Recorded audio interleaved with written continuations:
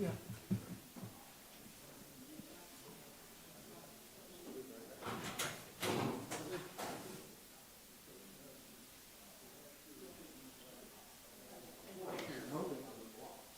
Alan on here? Hey, where did IT go?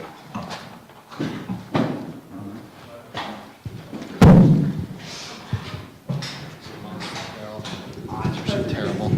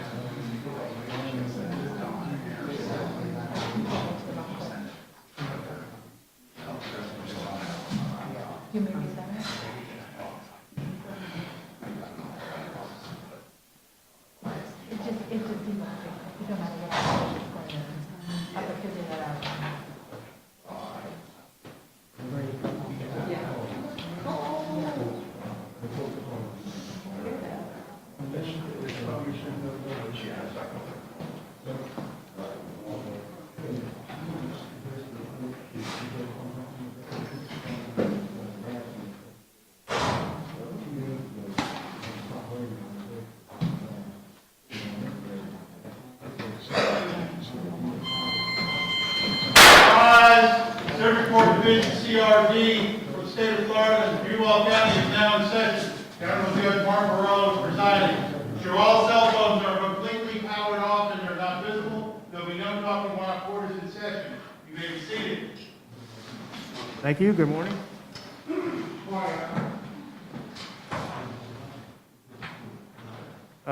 Before I forget, obviously we're going to do a charge conference later, but when I was going through the state's proposed instructions, I didn't see a principal instruction. I don't know if you're asking for it or not, but I didn't see one in there. I assumed you were asking for it. You said you had some other changes, so you don't need to give me a new copy right now. I just wanted to make sure you knew that wasn't in there. Mr. Fletcher? Phyllis is experiencing some pain with this device of the past Thank you, Your Honor. Am I on the record? You are. Thank you. Monday and Tuesday, I heard the device on the inside of my left leg, and it caused a rash. Officer Miller, now, 2 days later, this is Friday, 3 days later, the rash is still there. Officer Miller has witnessed the irritation red spot. Wednesday, Thursday, I wore it on this leg, which it has also caused a rash, red spots. And now the device has been reapplied over the red spot, and now I've got both legs inside severely. Okay, what are you asking me to do? Well, I don't know, but one thing I am requesting, it doesn't look though as though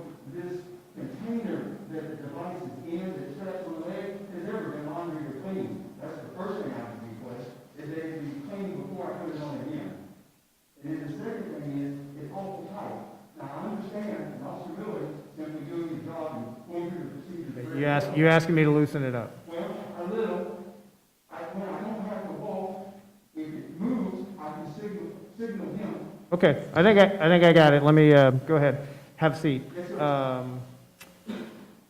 And I don't think well, I was gonna say this discussion doesn't necessarily need to be on the record, but there's no reason why it shouldn't be. So he's got what's called the bandit on, right? So we have a bandit, and then you have the leg brace, which is different, right? Do we have the leg brace available? So we could do that. I think that would probably cause less irritation. It doesn't matter to me. At this point, he's not going to be moving around, going to the witness stand or anything, so we can put the leg brace on him, right? How long do we think that would take to get that done? 10 minutes? Okay, let's go ahead and arrange for the leg brace. And then, all right, hopefully they'll take care of it. Mr. Fletcher, anything on that issue? You want to do that? Do you need to take them in the back to do that? Okay, all right, we're going to go ahead and allow them to switch that out for the leg brace. Is that okay with you? All right, that's fine. You got to put two, but hopefully it'll be less irritation. Okay, that's what we'll do.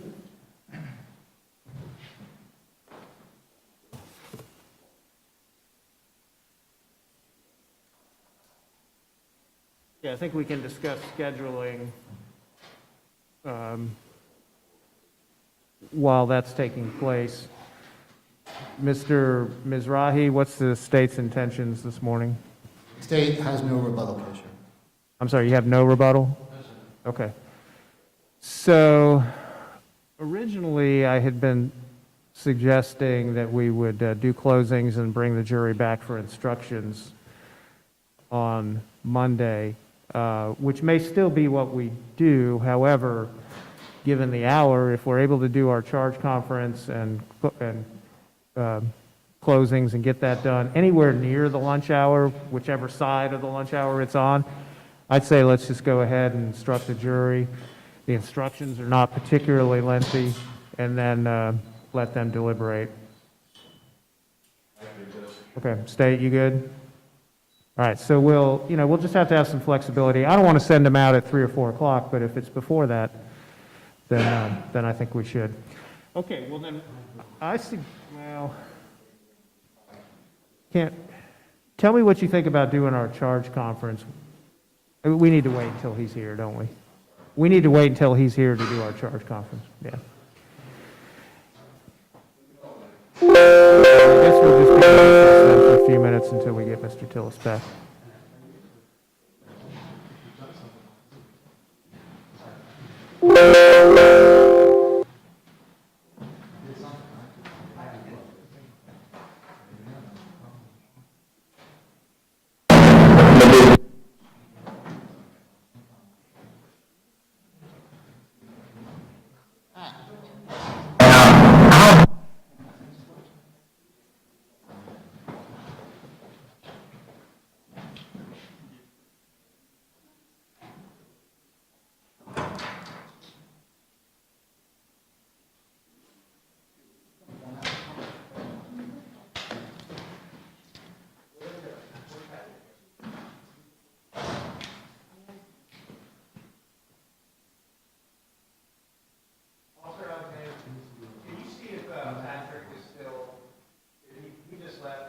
The IT guy?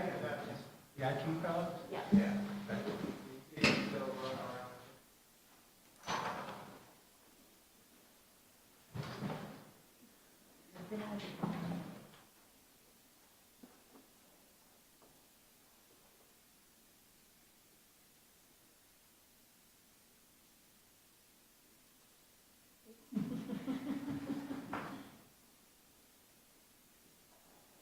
You did a much better job than I would have done. Judge Patrick is gone, he left. I know they have an issue with monitors that they want to put into the jury room, but to view things, but so they may need to get that done if the jury's going to deliberate today. Your Honor, I believe they were going to set it up once the jury was gone for the day today, so we'll be ready for Monday. Yeah, well, that was my point, is they may need to get, if they're going to do something, they may need to do it this morning. Okay, I can let them know. Thank you, Mr. Hughes.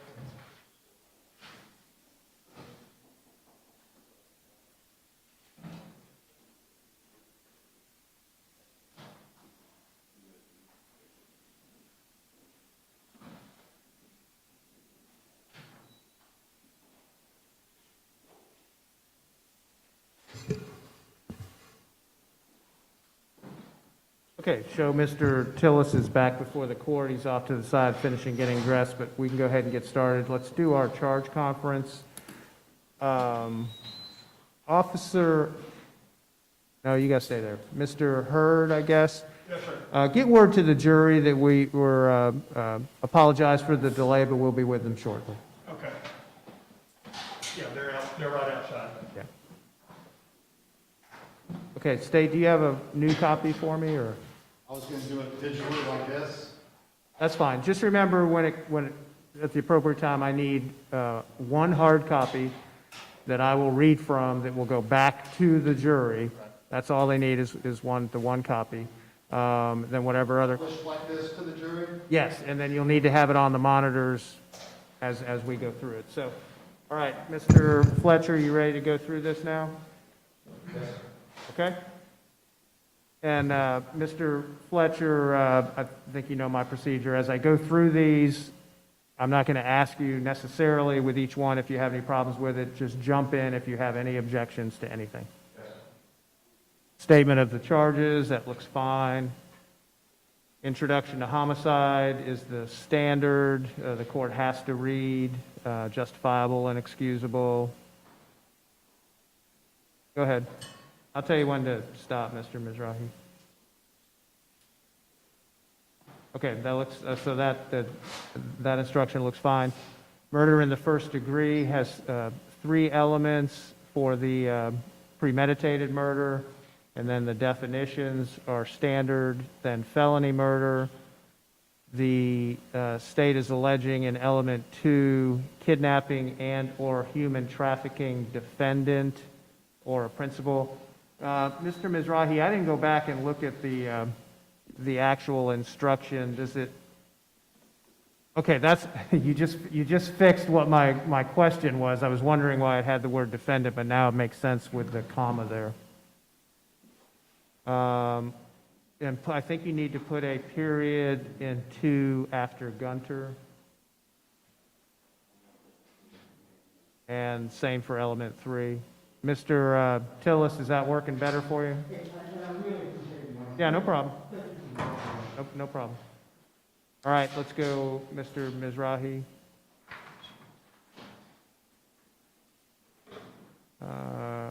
Okay, and I'll define kidnapping and human trafficking later. It's not necessary to prove premeditated design or intent to kill for felony murder. All right, lesser included. Mr. Fletcher, of course, I believe the law is that the court must, in a homicide case, read those lessers, second-degree murder and manslaughter.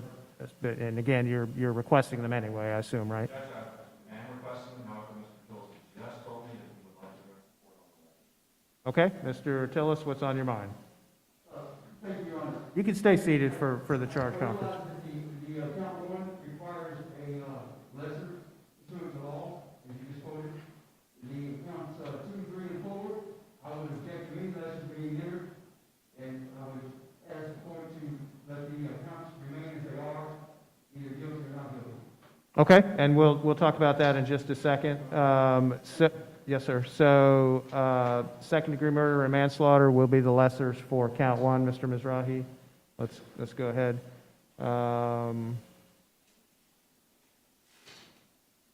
Okay, everything looks standard.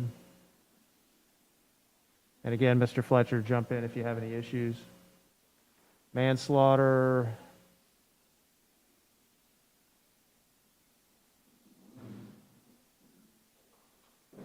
Wait. Let me go back.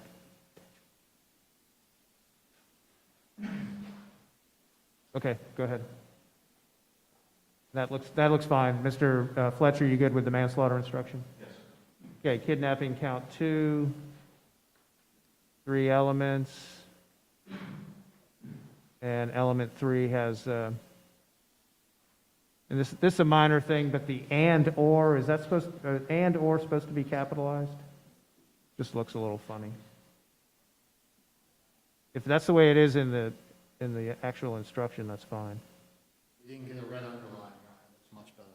Okay, my book is downstairs in my courtroom, so, There are just 2 different theories. right.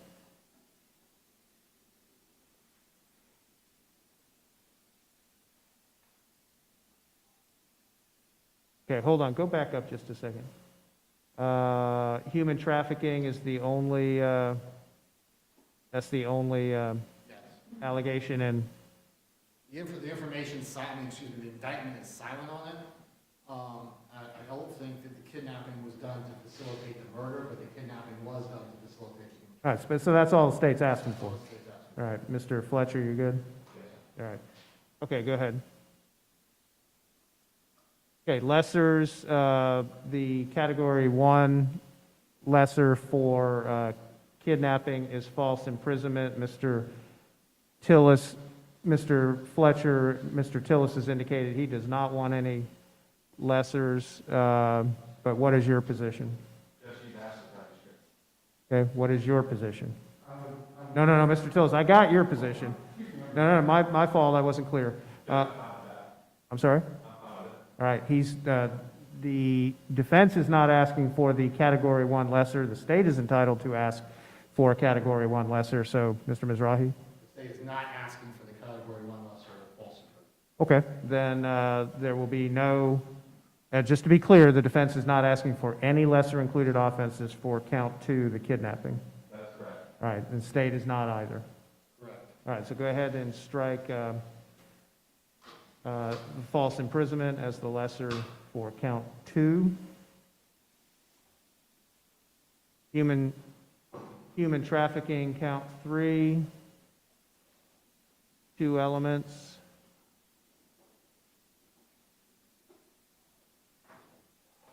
Okay. Definition of coercion and those definitions. Hold on one second, go back up. Obviously, some of these things. Well, that's what I was going to say. Number 1, under coercion, could definitely apply. 2 could definitely apply.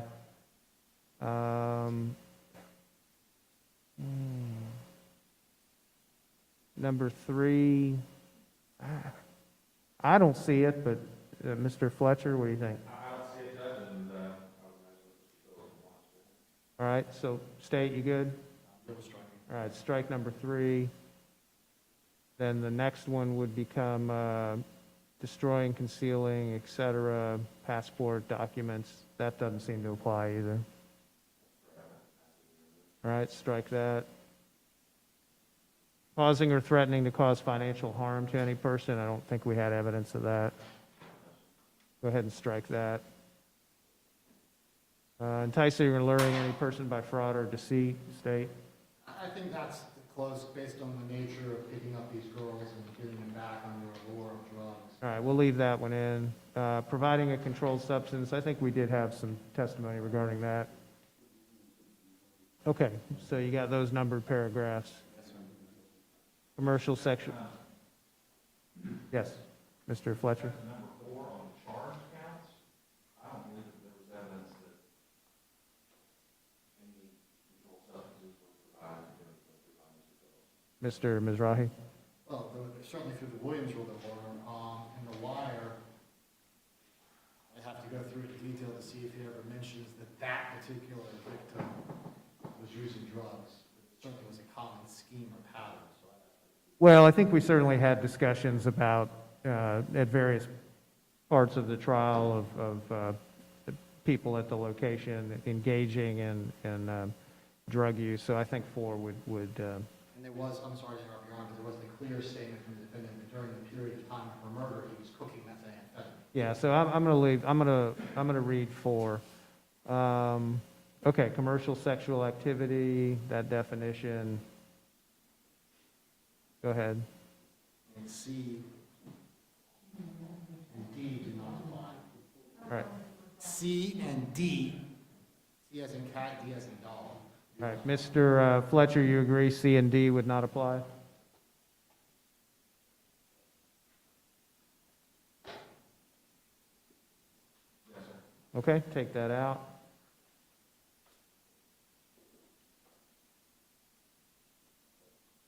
Okay, count 4. Abuse of a dead human body.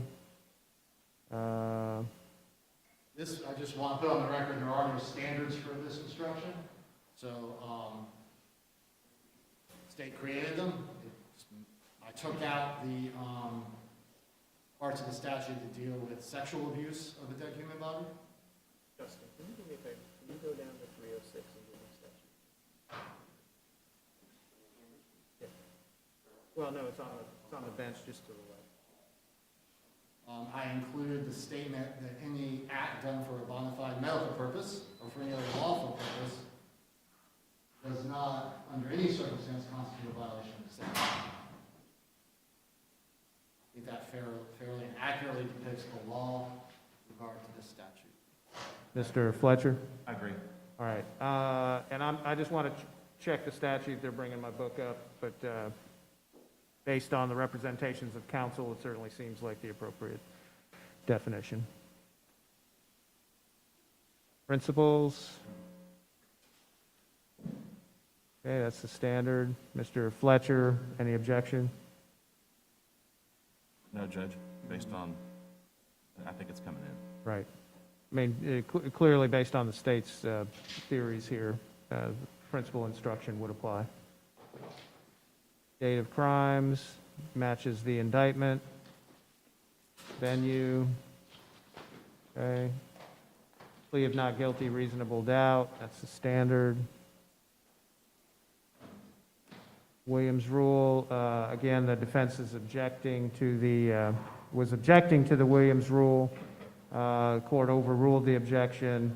Given that it's come in, the court does intend to read the Williams rule instruction, but you want to renew your objection? Judge, I'll maintain my objection as to the Williams rule. Okay. Motive, plan, oh, go back. Motive, plan, scheme, or operation. Okay, go ahead. Wait, Mr. Mizrahi, I think you need a period after indictment. All right, very good. Weighing the evidence, 1 through 5. Number 6, witness received any money, preferred treatment, or benefit that would apply. 7, pressure or threat. Yes. Yeah. Inconsistent statements, yes. That should say he or she in number 8.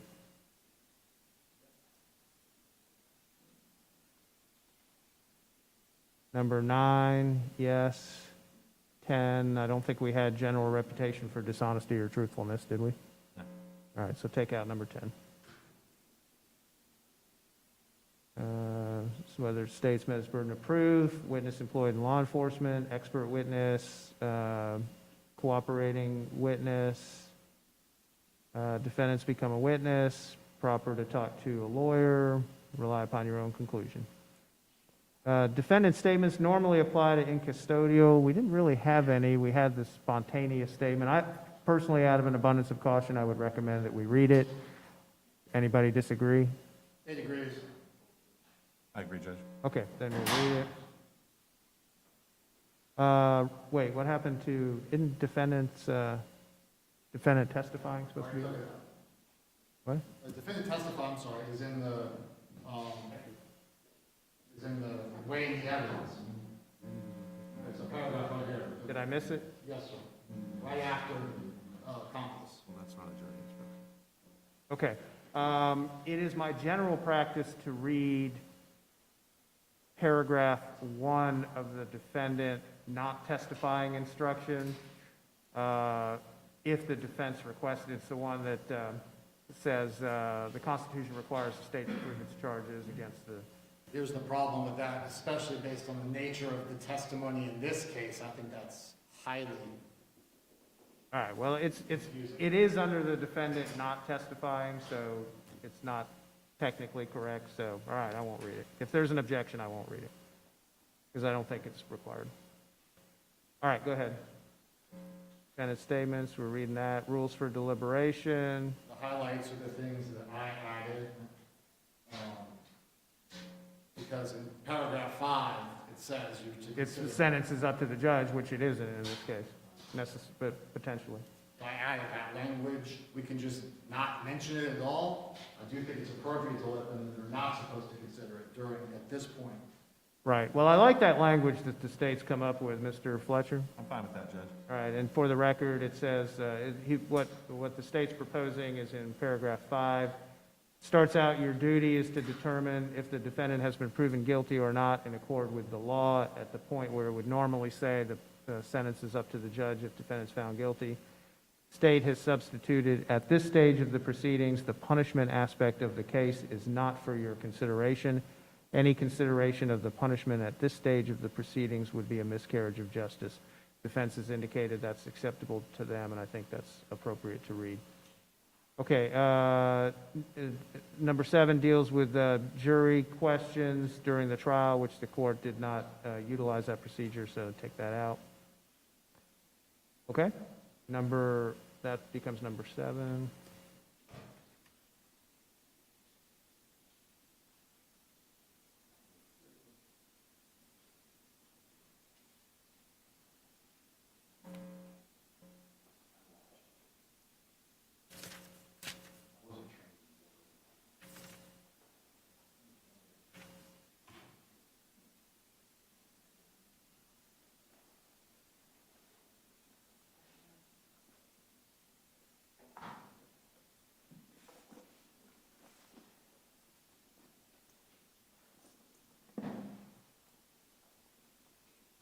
Right, for the record, the court has reviewed statute 872.06, abuse of a dead human body, and believes that the proposed jury instruction is appropriate.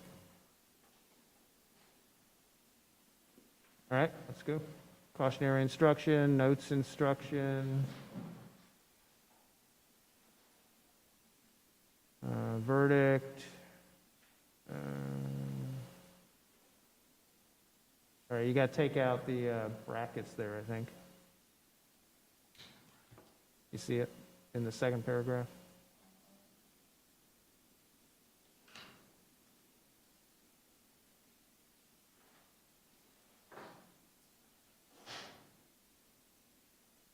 Okay.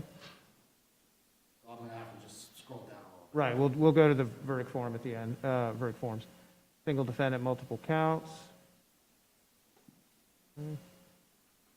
Verdict submitting the case to the jury. Take out the line that says, give if judge has allowed jurors to keep their electronic devices during the trial. But leave the next paragraph there.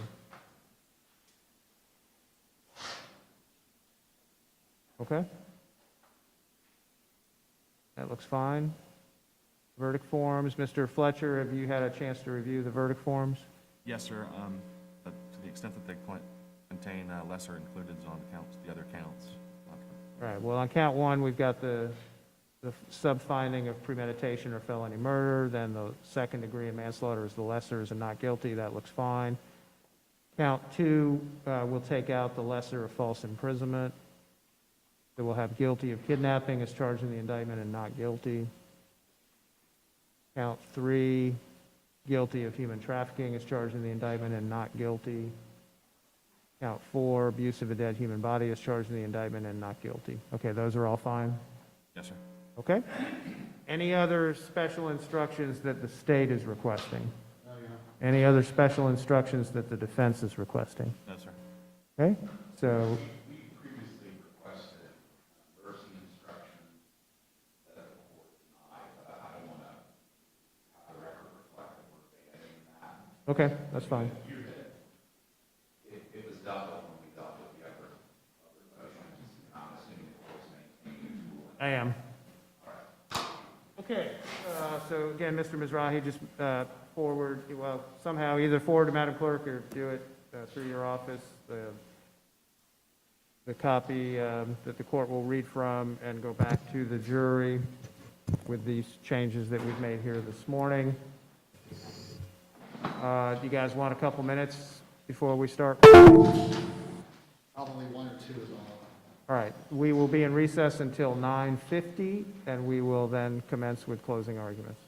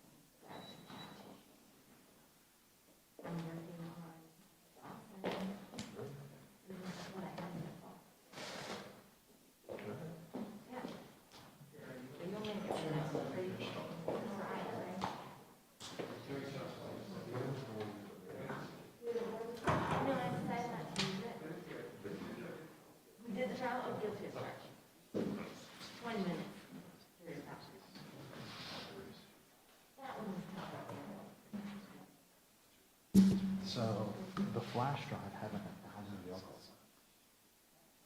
So I put it on my lap. I didn't have to do it. And I deleted it. It was from track. That's why I put it in that list. So I put it there. Oh, you used it for. Right, 'cause I don't know. And Your Honor, while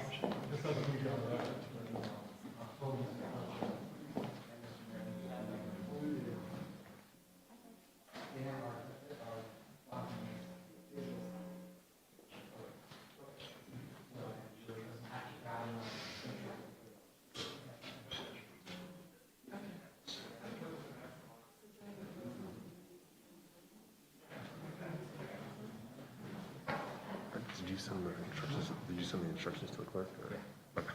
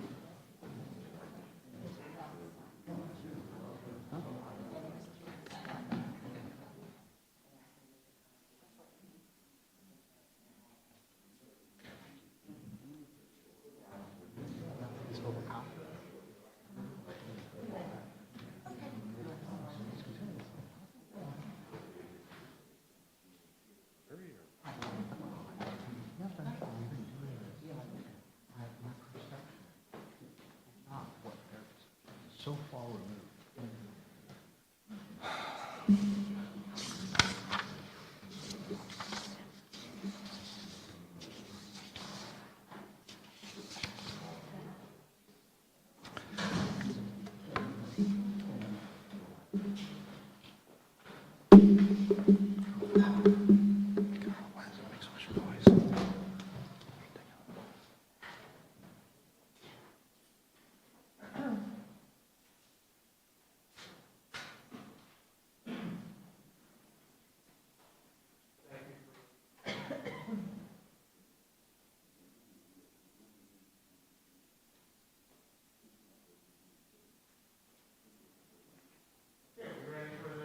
jury to come in? Okay, let's bring them in.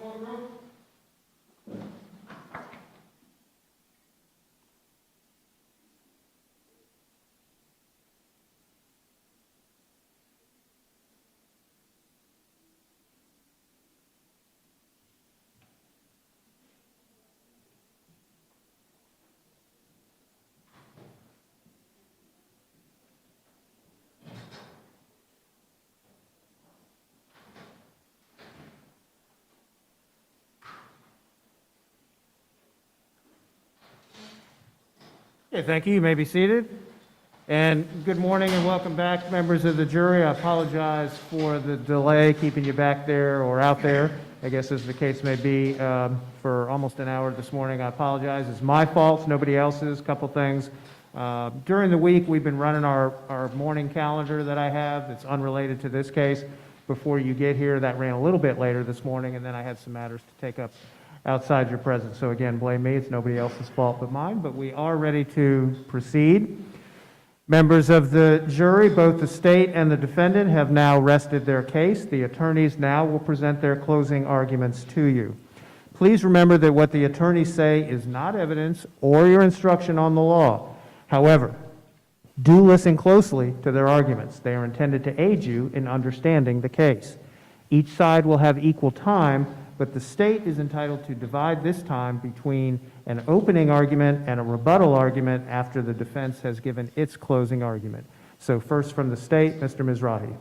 Yes, please, the court. Yes, sir.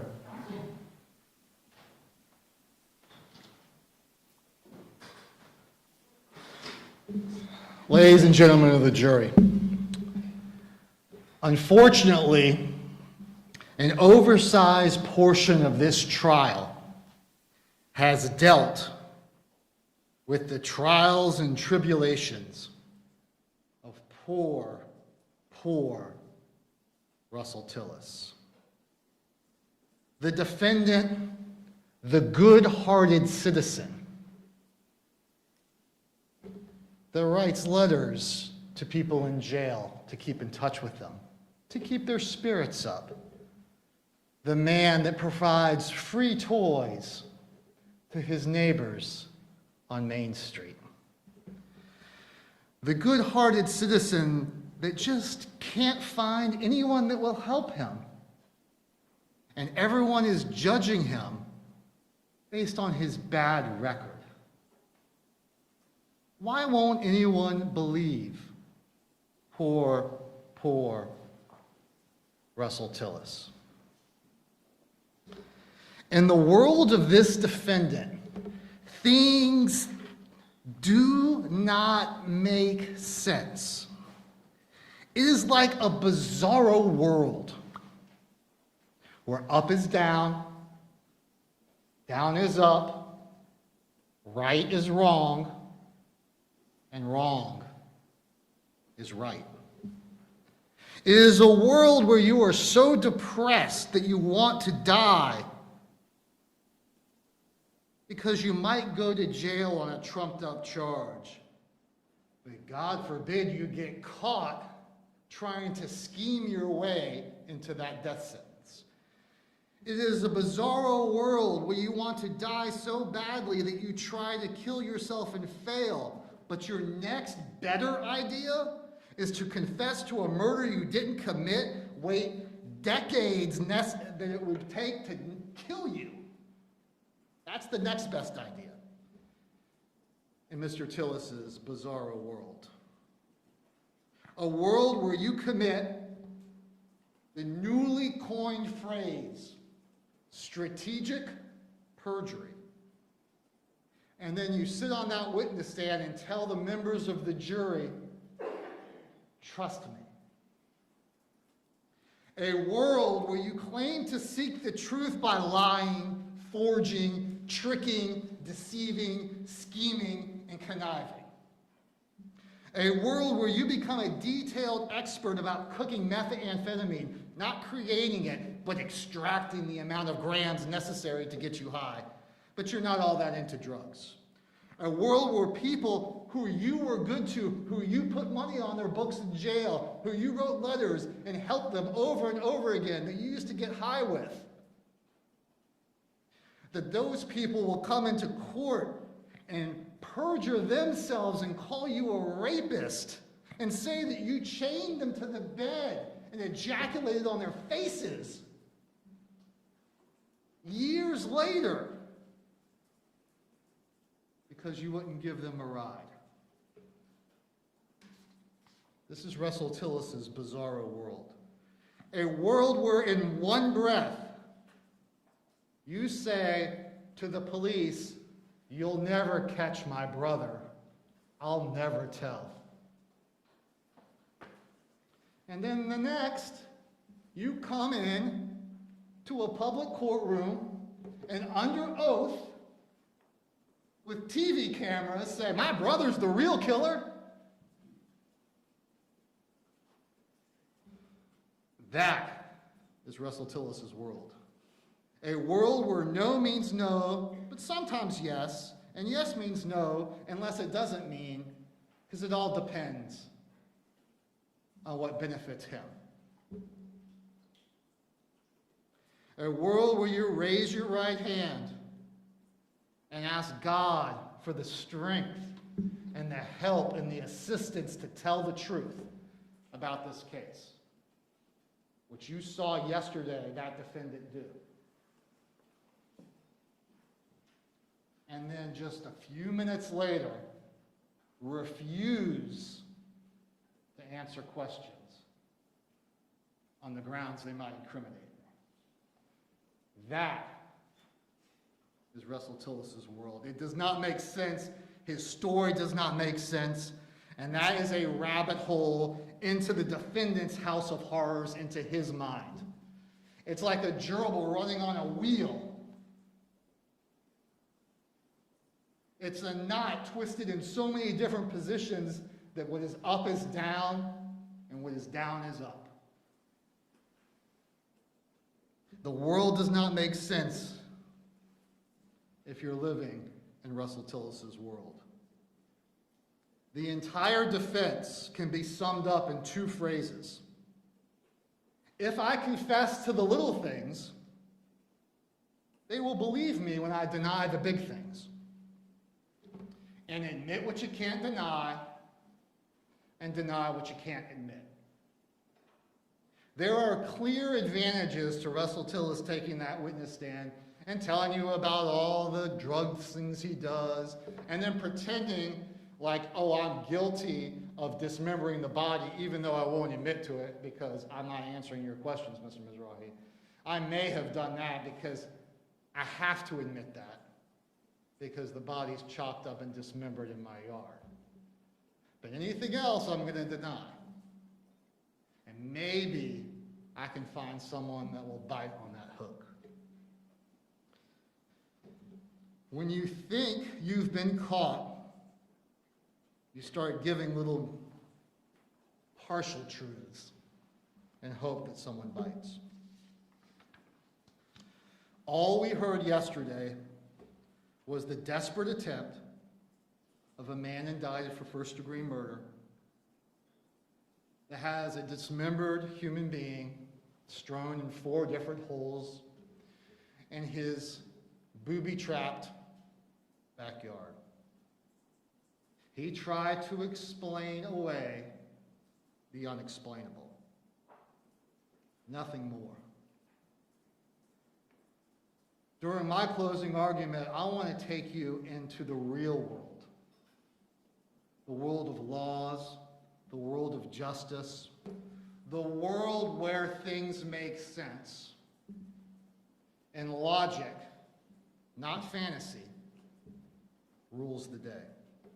I'm going to take you to the place this trial should have been the entire time, which is what happened to young Joni Lynn Gunter, and how that face turned into that skull. That's what this case is all about. Not Russell Tillis's rock throwing. It's about the truth surrounding that crime. Now, what everyone has been through today, yesterday, Wednesday, Monday, and Tuesday, this week has been trial. We have all seen it in ourselves and in each and every one of you. Murder trials are trying on each and every one of us. On behalf of the state of Florida, the criminal justice system, the defendant, we want to thank you for the obvious attention that you've given to this trial. It is very, very difficult to hear the things that you heard, and we understand that. We are in this world. We're in this world a lot, and we know that you're not. And we recognize that when you're seeing these pictures, we flip through them like flipping through a bank statement. That's not the real world. And we appreciate the time that you've given. The question you have before you is very, very important. It's important for the Gunter family. It's important for the state of Florida, and it's important for this defendant. But the questions you have to answer are not terribly difficult. You have to answer two factual questions. We talked about this in jury selections. One, were the crimes alleged committed? Did those things happen? And two, was the defendant the person who committed those crimes? That's all we have to prove. That is what we're here about. How did Joni Lynn Gunter die? What were the circumstances surrounding her death? And who did it? Who was involved? That's the question. I'm going to spend a little bit of time going over the law because that's what's important. What do I have to prove? What does Ms. Wolfson have to prove? What does the state have to prove to establish the 4 crimes that we've charged? We'll spend a little bit of time going through it.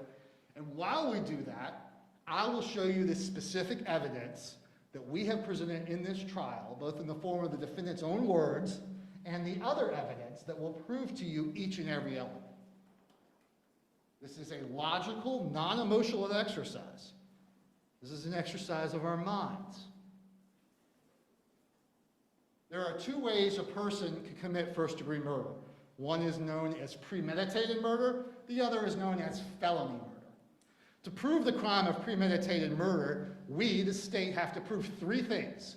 1, that she's dead. That's a given. Check the box. Not an issue. The death was caused by the criminal act of somebody else. Right? The defendant or a principal, and we'll talk about that in a minute. In other words, she didn't commit suicide. It wasn't an accident. Somebody killed her. There was a premeditated killing of Joni Gunter. Those are the only 3 things we have to prove. Killing with premeditation is killing after consciously deciding to do so. The decision must be present when you do the killing. There's no amount of time that must pass between the intent to kill and the killing. The period of time has to allow some form of reflection, but it can be formed in an instant. The premeditated intent must be formed before the killing. Remember our marker example. Remember our Clorox wipes example. I think Clorox wipes is over here and marker is over here, depending on the day of the jury selection process. You can tell intent by you looking at the evidence. It's sufficient proof of premeditation if the circumstances of the killing and the conduct of the accused convince you beyond a reasonable doubt to the existence of premeditation at the time of the kill. There has to be a decision and then an action based on that decision. So what pieces of evidence do we have that prove first-degree premeditated murder? The defendant's own words, debating, arguing with his own brother about who's going to do the killing. Isn't that the definition of reflection? I don't want to do it, you do it. He convinces me, okay, I'll do it. I'll be good. Yeah. I don't think this fucking starts to talk to me when he talks me out of it. So he talks me to kill her. And I told him, I said, look, man, I'll kill her, but you cut her up. Yeah, I'm about to say, he could do his own dirty work. I said, I'll kill her. You gotta cut her up, man. I don't have time. And it takes about 4 or 5 hours to do that. I cut her up in half so I can do it. Yeah. And he said, okay, if you do it, that's what we do that way. So I killed him, right? And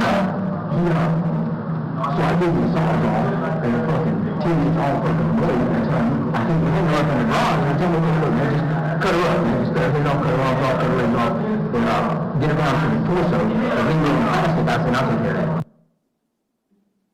He gets to the talking game, because this was the defendant's brother's problem, not his own. He wanted to kill Joni Gunter later. Remember, he says in The Wire, that girl's making me a lot of money. I don't want to kill her. I'll kill her later if I need to, but I'm not going to do it right now. I'm making $400 from Jimmy anytime I want. That is reflection. That is the time. That's the definition. If you look up premeditated murder, you're going to hear that little jail clip. That's premeditated murder. But just in case you want some corroboration to that, we got that too. One of the reasons why the state spent so much time going over the specific individual injuries that were inflicted upon Joni Gunter was to show that the circumstances of the act itself, that this murder, without the jail wire, we can tell by looking at the evidence was premeditated. Because you cannot take a hammer, probably a hammer, grab it, and then strike at least 5 times on the top of the head unless you have thought about that decision to kill. It is the only logical inference from the evidence. If you bash someone's skull in like that, the act itself is sufficient to prove premeditation. He didn't need to tell us that. When we unearthed that skull, and those evidence technicians and Detective Sullivan and the medical examiner looked at that, they are looking at evidence of a first-degree murder.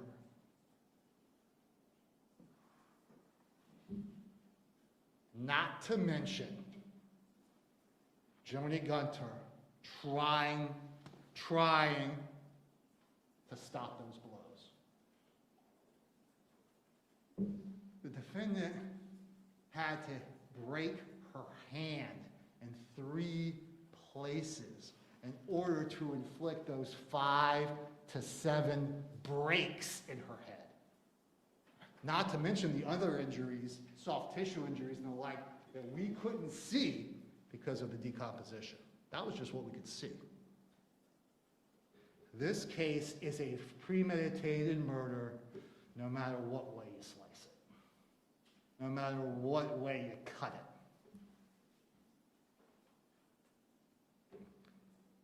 Was the crime alleged committed? Absolutely. So let's look at the other ways that we can prove first-degree murder. The other way is felony murder.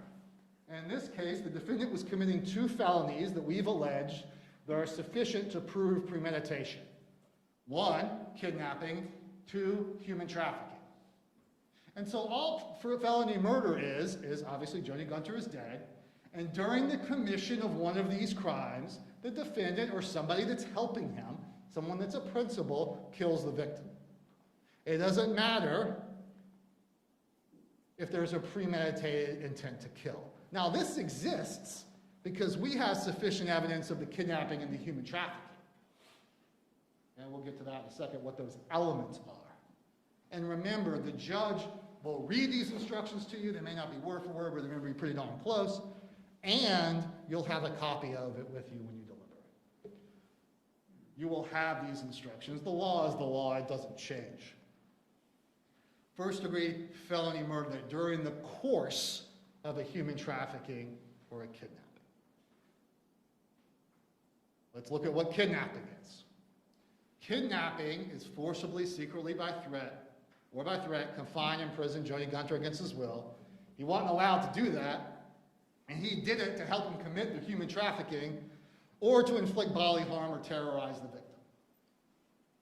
So we have both the facilitation of the human trafficking, and he obviously inflicted bodily harm. So how do we know that he confined her? I would pick them girls up, take them over there and lock them up in that room, and he would come over and fuck them. But that was okay. He didn't mind that they were there, locked up in the room, and, you know what I mean? Locked up, chained up. This is all evidence of confinement.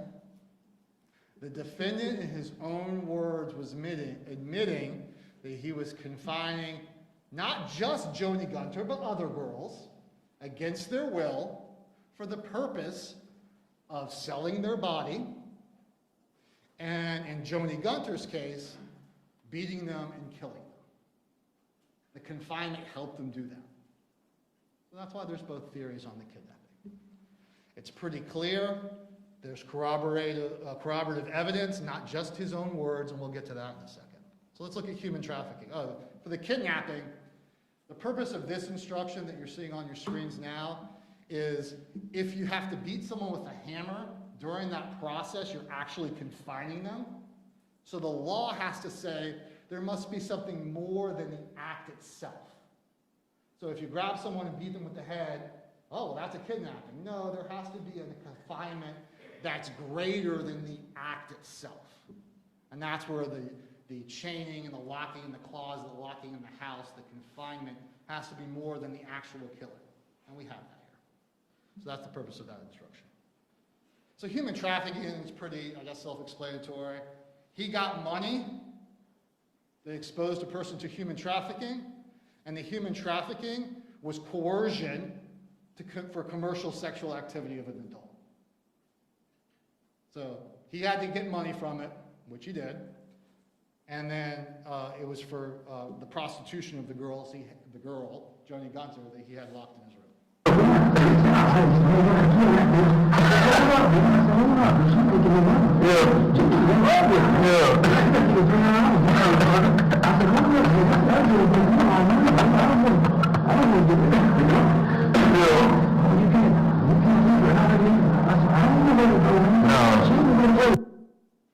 He didn't want to kill her.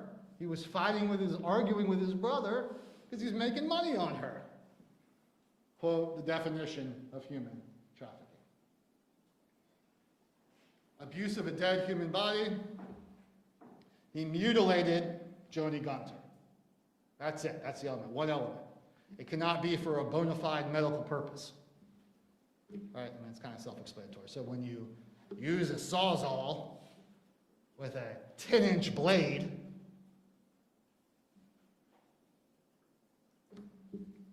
enough said. Last little piece of law I want to discuss with you is the principal instruction. And this is, the state's theory is that, and we'll talk about this in a little bit, is that Claude Tillis is certainly involved in this case. He may be a principal to first-degree murder. In fact, that's what the defendant said he did. But the defendant is guilty even if somebody else did some of the things that we're talking about, if he had a conscious intent that the criminal act be done and he helped. That's it. That's the law of principle. We talked about armed robbery. So even talking about, let's say, for the abuse of a dead human body, we know the defendant's guilty even though he wouldn't say a word about it. Right? Even though he says, I refuse to answer those questions. Now, mind you, we talked about in jury selection the defendant's absolute right to remain silent. But the law, when he chooses to testify, which was his free and voluntary choice, is that his testimony shall be considered like the testimony of any other witness. And at that point, you are not to disregard the fact that he refused to answer my questions, because you're to treat him like any other witness. And a refusal is not the assertion of a constitutional right at that point. He had the right to remain silent. He chose to testify. And because of that, he was subject to those questions and refused to answer them. So you can consider that. But even if the defendant, if you didn't consider it, he'd be guilty of abuse of a dead human body as a principle. Why? Well, he obviously had a conscious act, the criminal act be done, because he allowed it to take place in his garage. And he knew, and he helped by allowing it to happen in his garage and then keeping her buried in his yard for years. And that's true with all of the counts in this case.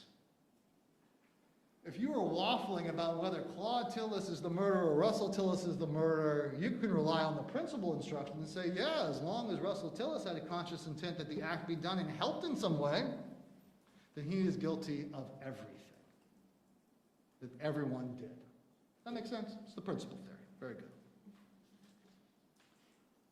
The truth surrounding the wire. So obviously, in Detective Sullivan's words, he said, I believe the truth of the wire. That was his quote to Mr. Fletcher's cross-examination question. And of course, the defense theory is, that's all made up, except all the stuff that's true. And ciphering out the incredible amount of truth versus the fabrication is really easy. You know why? Anything that convicts him of what he's charged with, that's made up. So it's really easy to figure out. Oh, everything that I'm guilty of, that's made up. The defendant's articulation and passion should not influence your logic and common sense, because that's all he was doing. So what am I charged with? We would charge him with 8 more counts of all these things. That's what he said wasn't true. If we charged him with grand theft auto, he would have gone on that witness stand and said, I didn't have anything to do with my brother in that bill of sale. That was just makeup. The map. The map is the truth surrounding this wire. He knew the exact location, the exact place that he was found. That is the truth surrounding this wire. The only person in the world, excluding maybe Claude Tillis, that knew where that body was the defendant.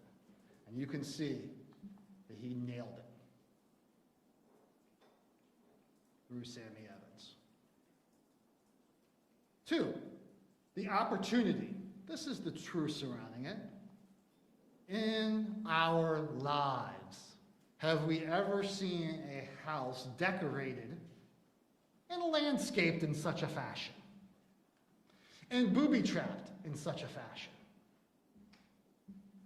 And I think we heard testimony that that was all because he didn't want his tools stolen. What? I guess a dog couldn't do that? Safe touch security? A little camera? Maybe a lock? No. The only logical reason to have your landscaping like this is because you don't want nosy neighbors knowing what's going on in the House of Horrors. Very few people in our neighborhoods, quiet neighborhoods, nice neighborhoods. You look at the overhead picture, it's a nice little neighborhood. You met some of the neighbors. In a nice little neighborhood, can you have a facility for the dismemberment of bodies? Can you have a human trafficking ring going on? You need some privacy, and that's exactly what the defendant had. The condemned. The defendant's motive on this wire to confess was not because he wanted the death penalty. It was because he and Sammy Evans were trying to figure out a way to get him out of trouble because the defendant knew that his house was going to be destroyed and there was nothing he could do about it. If the defendant was wanting to get the death penalty, wouldn't the majority of the two liars, both the 5th and the 10th, be discussing how evil he is? How horrible the crimes were? Although there's a lot of that. What you'll find is the majority of the liar, especially on the 10th, but both actually, he is terrified about the discovery of the body. And you know, the defendant made a pretty good point about one little thing. And that is, well, you know, if someone's confessing to a crime, why on earth would they share the number of steps where the holes were? I thought, dang, that's a pretty good argument. But here's why it makes complete sense. If Sammy Evans is your friend, which I submit to you, the wire shows beyond a shadow of a doubt. If you can sit there for hours on end playing chess with someone, let's be clear about what the jail is like. It's your friends, it's your family, it's your coworkers. There's no breaks, there's no walks in the park. You are sitting in that pod 18 hours a day with the same dozen people. Over day after day. There's no breaks, there's no weekends. It is everything to you. And Russell Tillis and Sammy Evans became very close, and that wire shows that. It shows about them playing chess. It shows them by talking about their lives with each other. Random, you know, just like two friends. Oh, back in California, I did this. And when I was a kid, I got picked up in Baldwin. And they're just talking like they're two best buddies spending every waking moment together. And if your best friend in the jail is trying, and by the way, Sammy Evans is a smart guy, just like the defendant is. These are not dumb people. And if they are both sitting around scheming, how in the heck are we going to get this body out of the yard? How am I going to deal with it? Who am I going to talk to? And Sammy Evans says over and over again, I can help. I can find people. Let me use my investigator. I have people on the outside and they won't come back to you. Doesn't it make complete sense that at that point, Russell Tillis would share the exact location of where the body was? They were trying to figure out a way to get it out of there. So that's why he's sharing with him. That's why the defendant is showing this map. Is he's trying to get Sammy Evans to help him get rid of that body. And that's the tone of that entire wire. And that's the truth surrounding that wire. The fact that his house was going to be destroyed was the entire impetus to this confession. Had that sign not been posted, had the defendant not been worried about that body being found, he wouldn't have been that depressed to come in and talk about it. The only reason he talked about it is because his house was getting destroyed and the wire shows that. And it's true. The chains. I mean, certainly these could be consistent with using some auto part thing, but it is incredibly unique that you would find in a facility the chains hanging from the rafters, just the way the defendant describes it in the wire. Hey, Claude, hang her up. Everything, almost everything he said, we were able to find pretty good corroboration to. He says he's cooking meth for Jimmy. And what do we find sitting on the table in the dining room? A methamphetamine, not crack pipe, a methamphetamine pipe. The defendant's drug of choice. Does that mean he's guilty? No. Does that mean when he's talking about cooking on the wire that he's telling the truth? Yes. Does that mean the wire is not a fabrication and a fantasy? Yes. Miss Hogg. Let's be very, very clear about this. Ms. Hogg has gone through things in her life that have not been fun. And she was incredibly truthful, I submit to you, on that witness stand when she discussed it, when she discussed her drug addiction, when she discussed her life on the street. I submit to you, when someone like Ms. Hogg, who has been through so much pain and so much trauma, that the last thing in the world she wants to do is to come in with police officers and prosecutors like me going, how much heroin did you use? What's it like to be high? Do you enjoy prostituting yourself? And the fact that she was willing to talk to Detective Sullivan, to talk to us, and then most importantly, to sit there and talk to you and be subject to cross-examination about her life, should speak volumes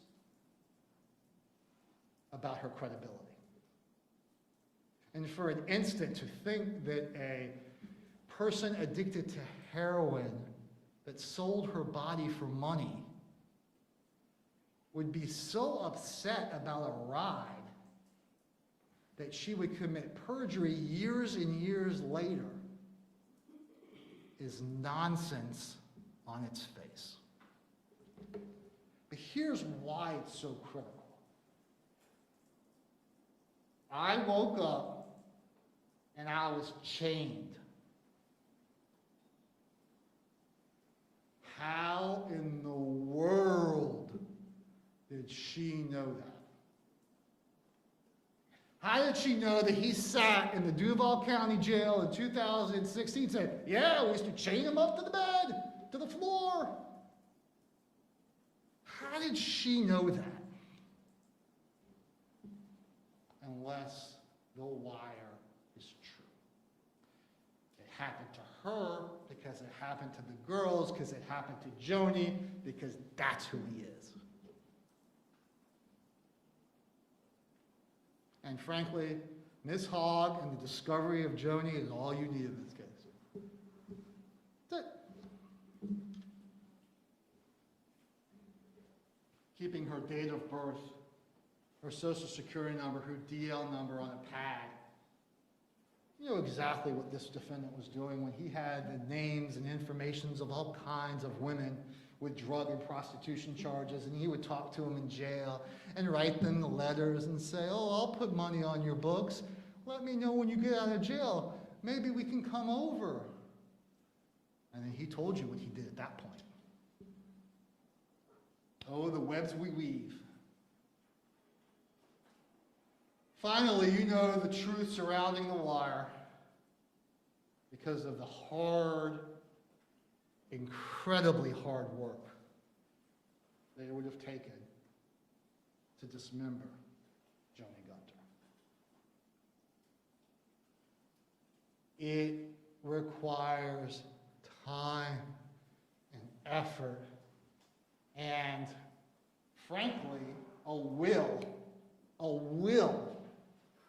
that would allow a human being to do that to another human being. You look at that picture, and you see all the times that the saw and or the straight blade would start and then stop. When you're sawing something, sometimes the saw gets stuck and you have to pull it out. You got to start again, and you start sweating. And you're not cutting a dead piece of wood, but a human being with blood and flesh and muscles. Oh, it was just makeup because I wanted the death penalty. Don't believe anything in that. I plead the Fifth Amendment.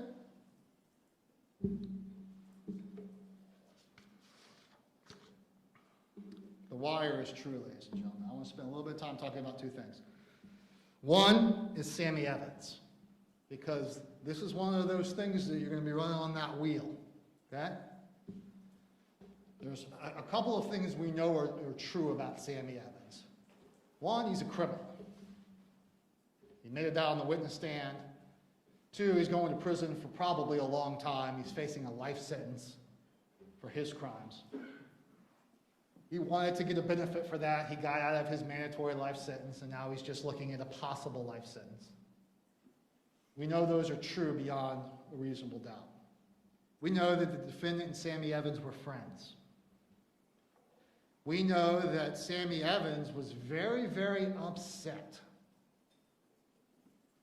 early on after he had provided the wire that he wasn't out of jail.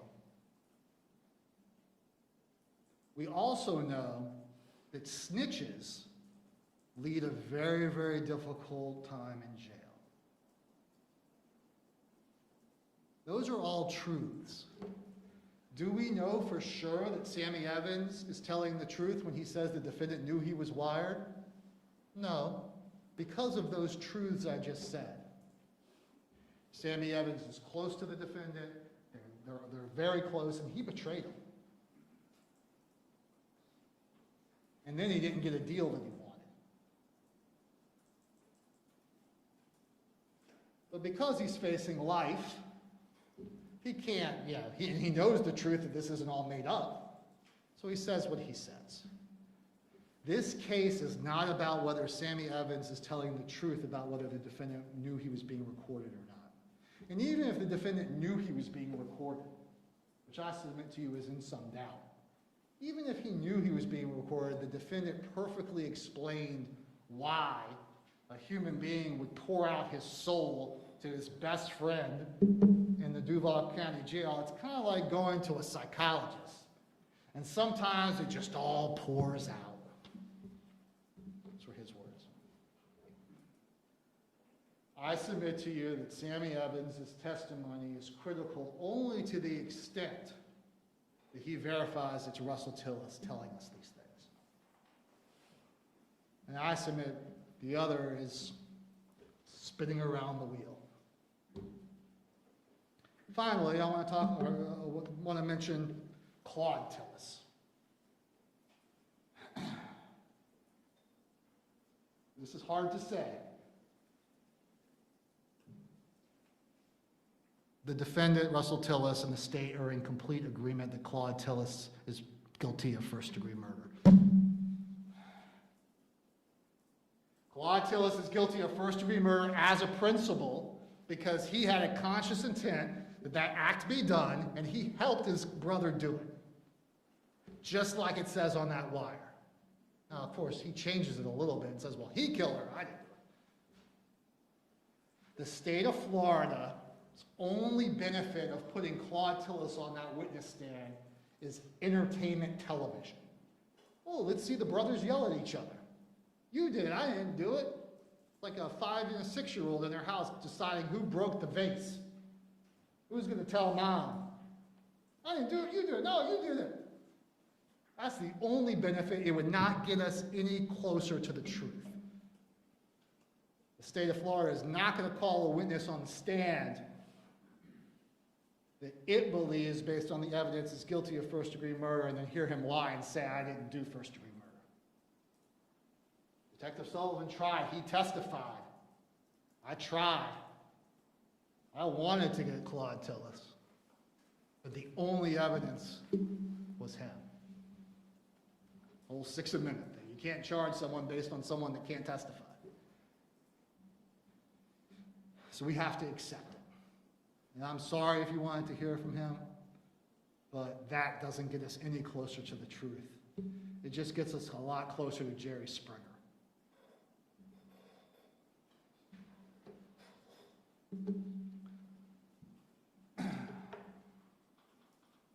So I want to talk a little bit about perspective.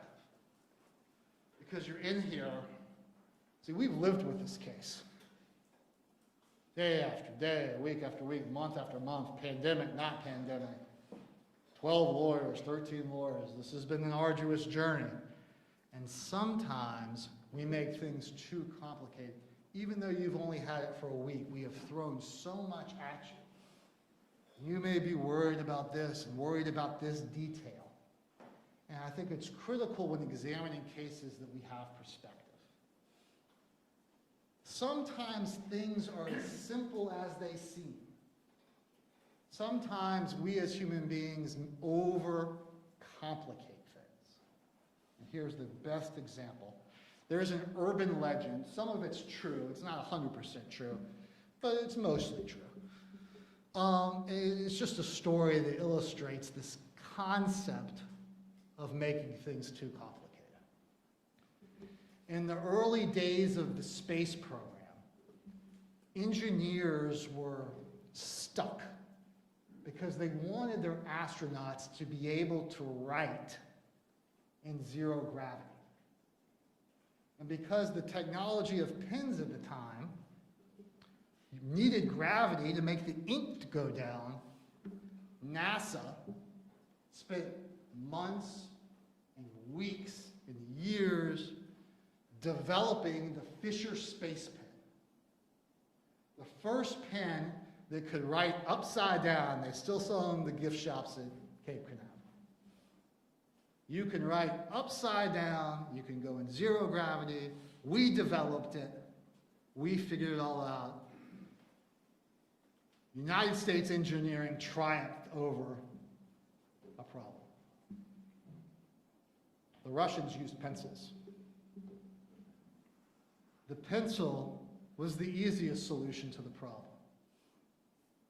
Sometimes guys in jail are trying to figure out how to get rid of a body in their yard when their house is being demolished, and they get caught. And no matter how elaborate his story is or how much he tells you he doesn't care about the verdict, he pled not guilty. You better believe he cares about the verdict. He pled not guilty. He sat up there and denied everything that would have convicted him or kept his mouth shut. Sometimes they just get caught. Sometimes the dismembered remains in the backyard are yours. Yours to own. Sometimes the cases are just that easy. I want to talk about the burden of proof, because we do not have to prove this case beyond and to the exclusion of all doubt. The law says the doubt has to be reasonable. The definition, the synonyms of reasonable are logical, well-founded, sensible, and intelligent.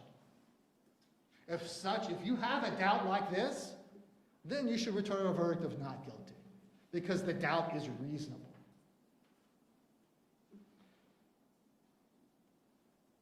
Possible doubts are not reasonable. Possible means feasible, viable, within reach, and attainable. And I submit to you that the defendant's story is not any of those things. It's imaginary, it's forced. But even if you think, we heard the phrase, well, anything's possible. That's true. Anything is possible. I cannot take you back to East Bowden Circle East. Can't do it. So there are going to be some possible doubts. Those doubts must not influence you to return a verdict of not guilty if you have an abiding conviction of guilt. You don't have to see something with your own eyes to know the truth.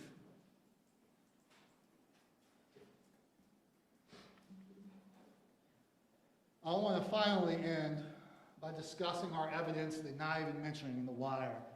And frankly, although I submit, probably we need the wire to prove the human trafficking, because Tabitha Hogg doesn't mention anything about being sold in human trafficking, so I think we need the wire to prove the human trafficking. But all the other things we can prove without the wire, because Tabitha Hogg does say she was chained in that room in a very similar fashion to what's on the wire. And so I think you can believe that, and therefore you can believe that the same thing was happening to Joni Gunter. The evidence without the wire is a detailed map that only could have been provided by Tillis, provided the location of the dismembered remains of Joni Gunter. The map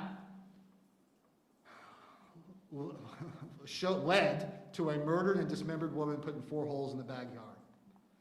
The defendant had tarps and traps to keep his yard private.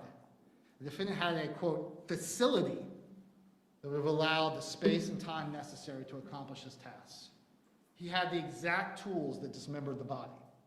Remember, Heather Walsh Haney had no idea that we found reciprocating saw blades and pawn slips that showed that he owned a reciprocating saw. She looked at it and goes, someone used a reciprocating saw to dismember this. He didn't have to say any of those things. We found that. And that proves the truth about it. The neighbors heard screams and saw a saw. Tabitha Hogg had nothing to do with this wire, and her evidence was admissible and relevant to show the common scheme, plan, or operation in that House of Horrors.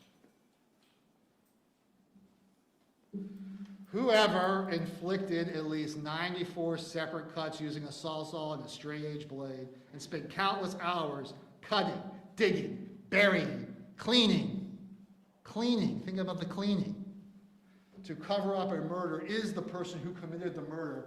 Nothing else is logical. Sure, brother. I'll do all that work for you, no problem. What? Whoever killed her did that. It's the only logical inference from the evidence. If we didn't have the wire, if we didn't have this defendant's story, and we came into this court and said we have a woman that was murdered and buried in the defendant's backyard with tools that he owned and operated with these terms, I submit to you we have enough to prove first-degree murder.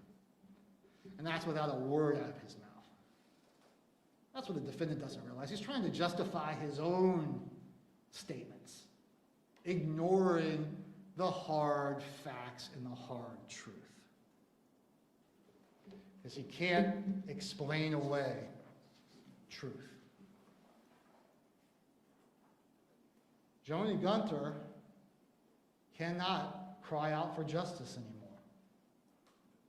But the dismembered remains of her found in that defendant's backyard will do it for her. And the hard truth will convince you, if you look at it with perspective, that there is no doubt that the crimes alleged were committed and the defendant is the person who committed those crimes. Thank you.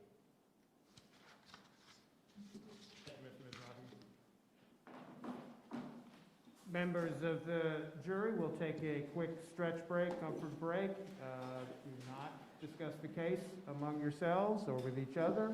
Do not look up anything about it. We'll see you back in a few moments.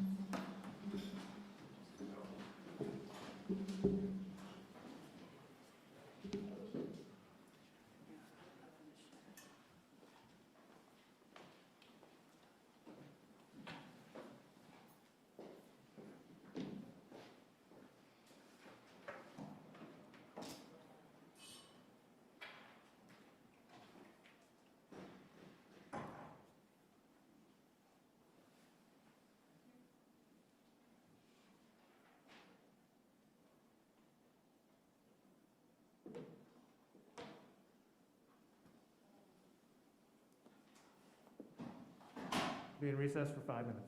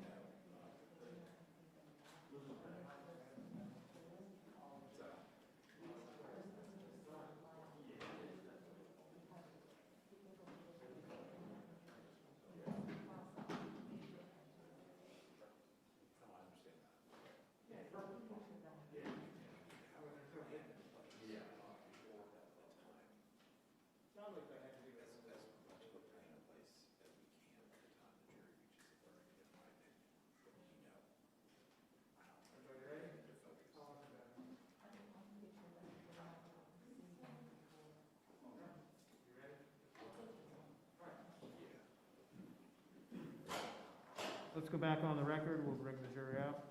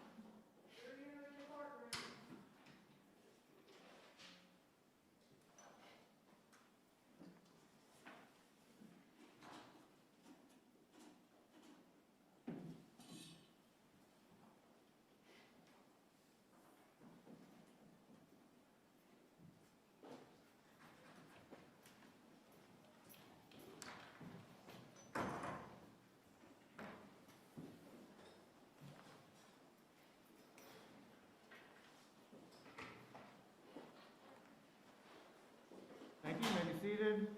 Mr. Fletcher? Thank you, Your Honor. Please report. Yes, sir.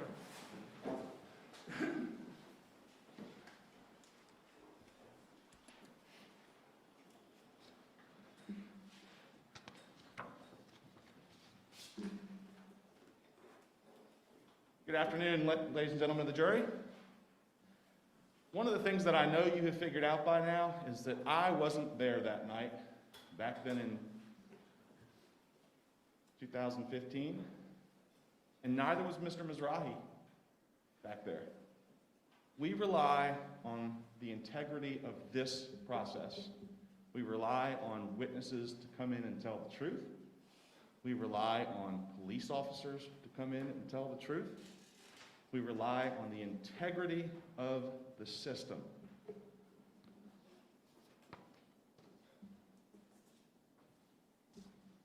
This is not a case where an inmate at the jail is saying little bits and pieces about his case. And an inmate hears it and says, you know what? I'm going to use this to my advantage. I'm going to sneak over to the police memorial building and tell the detectives that I've got information about a case. That's not what this case is about. This is a case about a very despondent, depressed, suicidal individual who was looking at 30 years on the case that he was in there on. And he walks up to Sammy Evans, and what does he say? And you heard it from Sammy Evans himself. How do you feel about cooperating in a homicide case?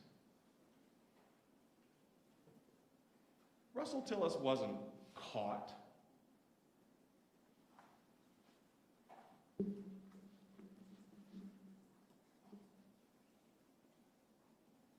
The state's witness told you that. That's their witness. This case lacks integrity from the moment it began. And the state attorney's office cannot hide from that.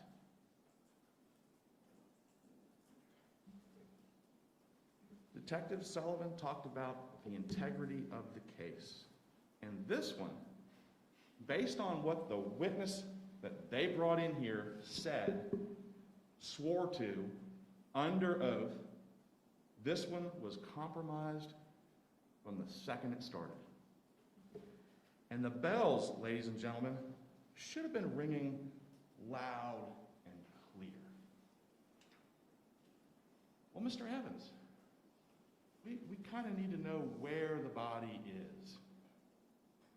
Miraculously, Mr. Evans shows back up with a map, a detailed map, the floor plan of the house, the exterior, the fence line, and the number of paces from the fence to where the body parts are. Hands it to JSO. And JSO is just clueless. It doesn't get any better than this. This is perfect. You'd think this guy would want to be caught. And that's exactly what was going on. And it went right over their heads. For 3.5 years. Detective Sullivan told you about this process of wiring up inmates. You hide this little device on them. You heard them on the wire. If it comes off, stick it in your pocket. If it comes off, stick it in your sock. Just hide it somewhere else. The integrity of a true confession lies in the fact that the person being recorded doesn't know he's being recorded. He's just talking at the jail and he lets out the wrong information and it gets caught on a wire that might last for 8 hours. When you send somebody in there with a wire, that battery, I think Sullivan said, can go up to 8 hours. They're not expecting, hey, tell us, and then bam, bam, bam, details, details, details. No, 8-hour window to record somebody, just to get little pieces. That's not what this is.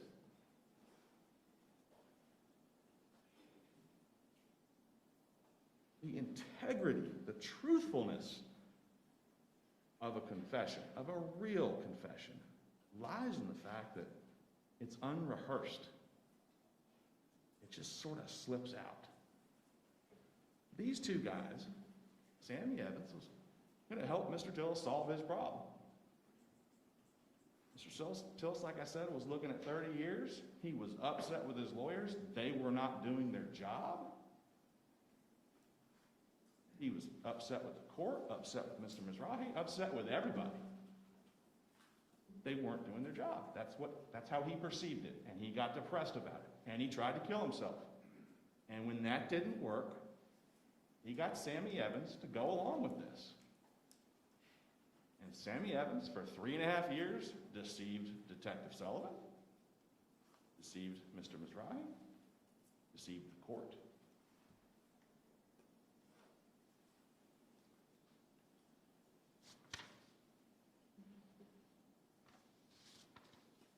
Let me talk to you about some of the things that were said on that wire. And if you want to, you can listen to the whole thing during your deliberations. But here are some things that just struck me as just crazy. This is how you know things have been thought about before he spoke into the wire. Mr. Tillis, nah, hell no, and I apologize for the language. One of them, I tell you what now, one of them I fucking turned loose, and I picked her up, and I kept her for about a week. Fucked her, and shit, she fell in love with me. So I turned her loose, right? Just to get rid of her, because I was tired of fucking her, right? Sammy Evans. Yeah. Go a little farther down. Sammy Evans, so was she hooked on dope or was she in love for real? Mr. Tillis. She didn't want to do a lot of dope. Don't get me wrong, she got high. Sammy Evans, yeah. Russell Tillis. She wasn't really fucked up on the dope. Sammy Evans. She wasn't a junkie. Russell Tillis. Nah, yeah. She wasn't on the street tricking. When I picked her up, she wasn't tricking. She wasn't a prostitute in the street. But I mean, she got high, but she wasn't fucked up on the dope to the point where she didn't know what's going on. Mr. Evans. And fell for you for real? Mr. Tillis. I don't know. I tell you, people are strange, man, sometimes. Russell Tillis. I turned her loose and she wouldn't leave. Sammy Evans. That's crazy. It is crazy. It is. It's made up. But here's where you see the real spoon feeding. Russell Tillis. Yeah, she stayed around the house and I guess for about 6 or 7 months. Sammy Evans. Did she clean and cook and wash dishes? Yeah, Russell Tillis. She was a good cook. There's nothing true about that. That is not true. That's just so fantastical. It's spoon feeding the detectives listening to this wire.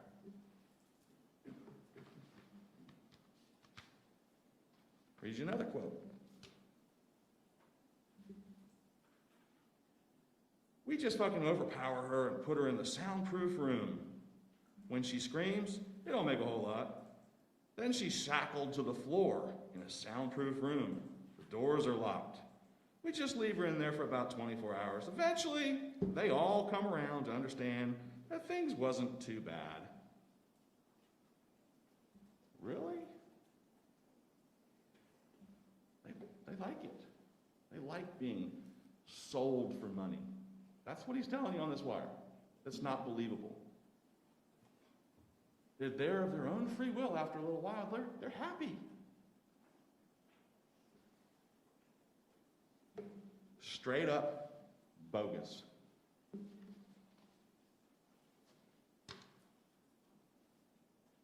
And then he throws in the human trafficking. Yeah, I rent them out.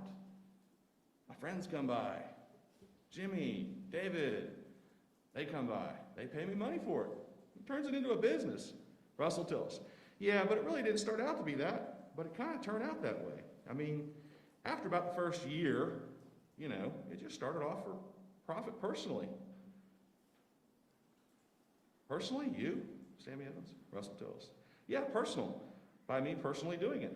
But hey, Jimmy got a little money, and after Jimmy started paying me, I thought, well, god damn, I can get a couple hundred here, 200 here, 300 here. He's telling me he's turned it into a business. Kidnapping girls, shackling them to the floor, and renting them out for sex. And after a while, they get used to it, and they kind of like it. They understand it. One of them fell in love with me. I couldn't even get rid of her. And she hung around the house. And when I went to work, she cleaned and did the dishes, and like a good little girl. This is a fantasy. This is a fantasy.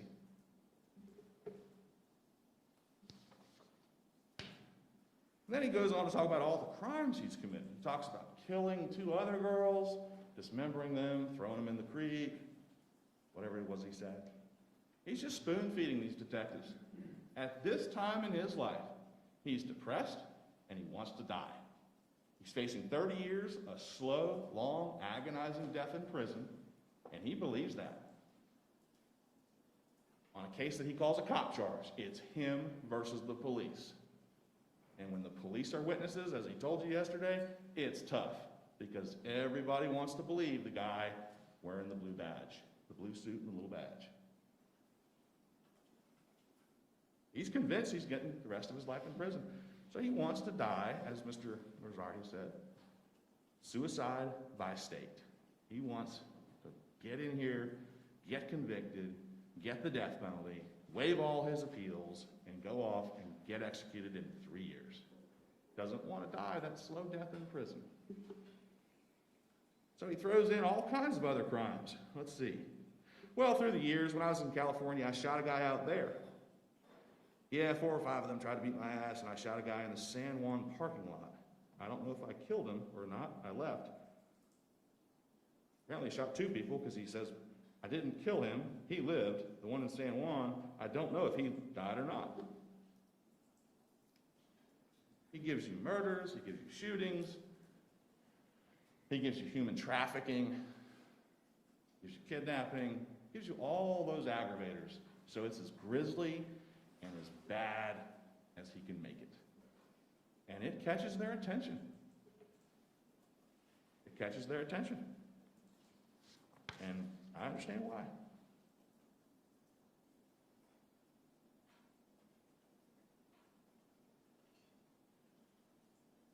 Locking girls up, this girl up for this amount of time, a couple weeks here, get rid of her, get a new one, lock her up, shackle her to the floor. I asked Detective Sullivan, because what a person says, you gotta go out and find the evidence that sort of supports it before you convict them. Was there any evidence that that chain, and you saw that chain in pictures, it's a big heavy chain, it's rusty, it's old. You saw 2 different beds in the house. If that chain is wrapped around the bed frame, or the metal part of the bed frame on the other bed, and those girls are locked up for weeks, days, weeks, hours at a time, You think they ever tried to pull on that chain to get out? They pull on it, they tug on it, it would leave marks all over those bed frames. That would be convincing proof if they had found that. Detective Sullivan, did you find anything like that in that house? You had yourself and 5 other police officers going through the 4 or 5 rooms in that house. Did you find any of that? No. All this beating up, knocking teeth out, rape. Did you find a single speck of human blood anywhere in the house? No. That, ladies and gentlemen, would be solid proof of human trafficking, of kidnapping, of this sex slave rape business that he goes on and on about on the wire. That would be solid proof. And without it, it's just words. He is spoon-feeding Sammy Evans, who is spoon-feeding Detective Sullivan, who brings it over here to the state attorney's office, and it results in an indictment. Detective, there were all these phone numbers of people on the wall, written on little pieces of paper, on a desk, spread out, this person's name, that person's name. In the wire, he says, yeah, Jimmy came over all the time, paid me money. Did you ever find Jimmy? Nope. Was there a note somewhere with a Jimmy's phone? Nope. How about David? Nope. These are fictional characters that he made up as part of this contrived confession to get him the death penalty. Otherwise, the state would find those guys, because you know they looked. Through phone records, through something. There must be an association between Russell Tillis and a guy named Jimmy and David. There isn't. It's just made up.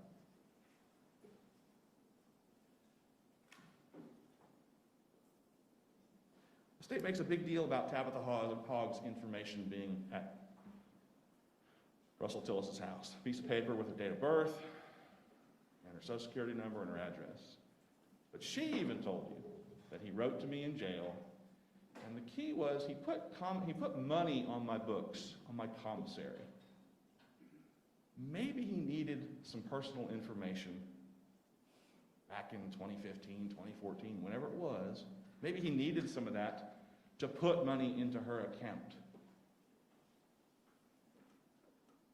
I have a client named John Smith at the Duval County Jail. There's probably 10 of them. I gotta have something else other than John Smith. A birthday would be good. Maybe some other personal information. There's tons of John Smiths in the jail.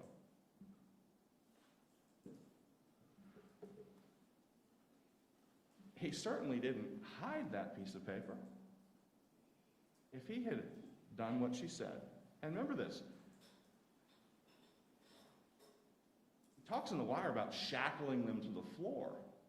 There's no device in the house that enables him to shackle anybody to the floor. Ask Detective Sullivan that too. Are there holes drilled down? No, nothing like that. None of that.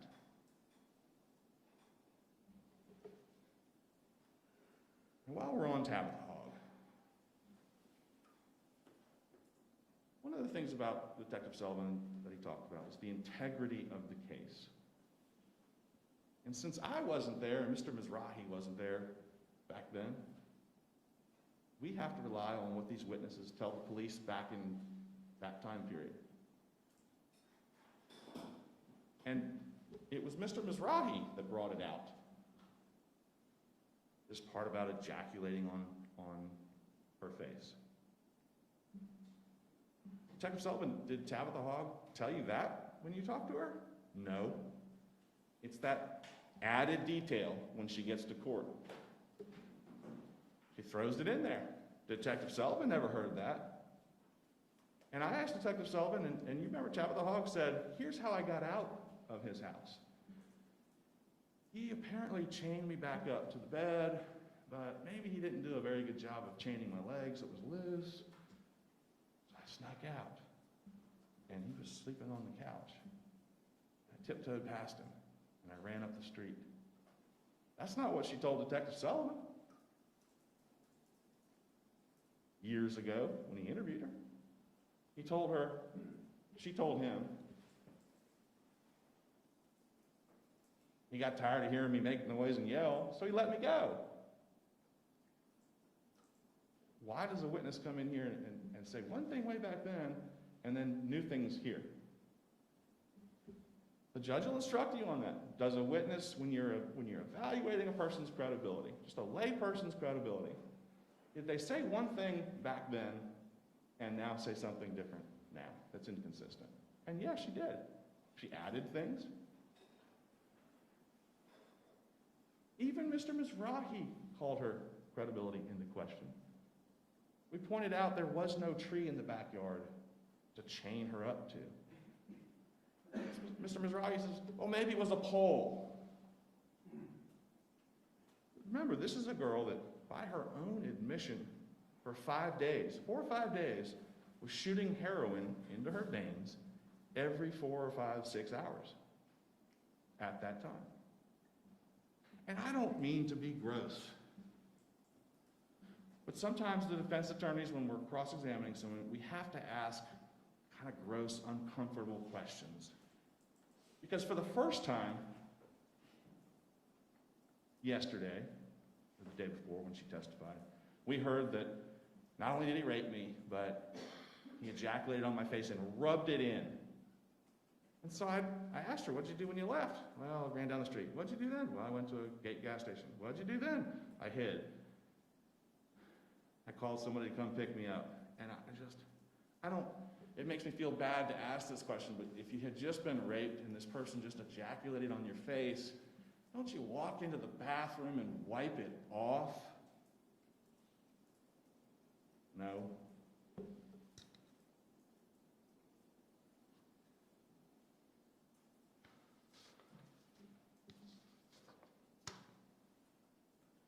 Miss Bryant and Miss Campbell. More about the integrity of this case. They don't like Russell Tillis. He's that neighbor that just drives them nuts. Up all night, making noise. They come in this week and they say, well, one night I heard a girl yelling and then it stopped. Let me go. And then I heard a saw. I told you that. But back in 2016, when they were unearthing the body and the neighborhood was abuzz and everyone was being interviewed in the neighborhood by Detective Sullivan, they didn't say that. They didn't say that. Who told you that? Not me. Detective Sullivan told you that. He is calling into question their witnesses with his testimony. That's not the defense attorney doing that. I brought it out. And I asked, over time, when the body gets uncovered and we start seeing it in the news, I asked both the ladies, Miss Bryant and Miss Campbell, did you watch the news coverage? Oh yeah, every single story. They were excited. Getting rid of Russell Tillis. They saw all the stories. And over time, it becomes a homicide investigation, and then it becomes House of Horrors in the paper, then it becomes dismemberment. And then they get in here 5 years after talking to Detective Sullivan, and from the stand, they tell you things that they never told Detective Sullivan. I heard her say, leave me alone, let me go. That there's kidnapping right there. And then the saw. That's the first thing. That is the first thing anyone that lives on that street would tell Detective Sullivan. That's the first thing they'd tell him. Why did it take 6 years?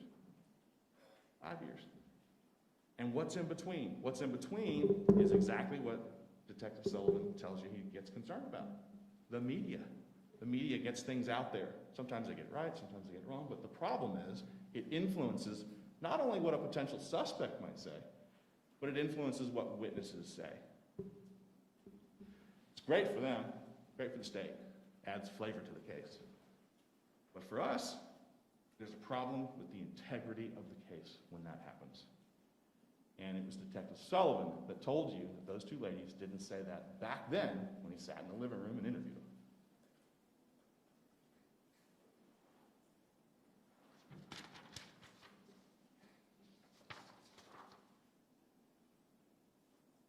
Let's talk about how frustrated Russell Tillis was and how he got Sammy Evans to finally come clean. He took the stand yesterday and he told you he's mad at the judge, he's mad at Mr. Mizrahi, things weren't going well, he was suicidal.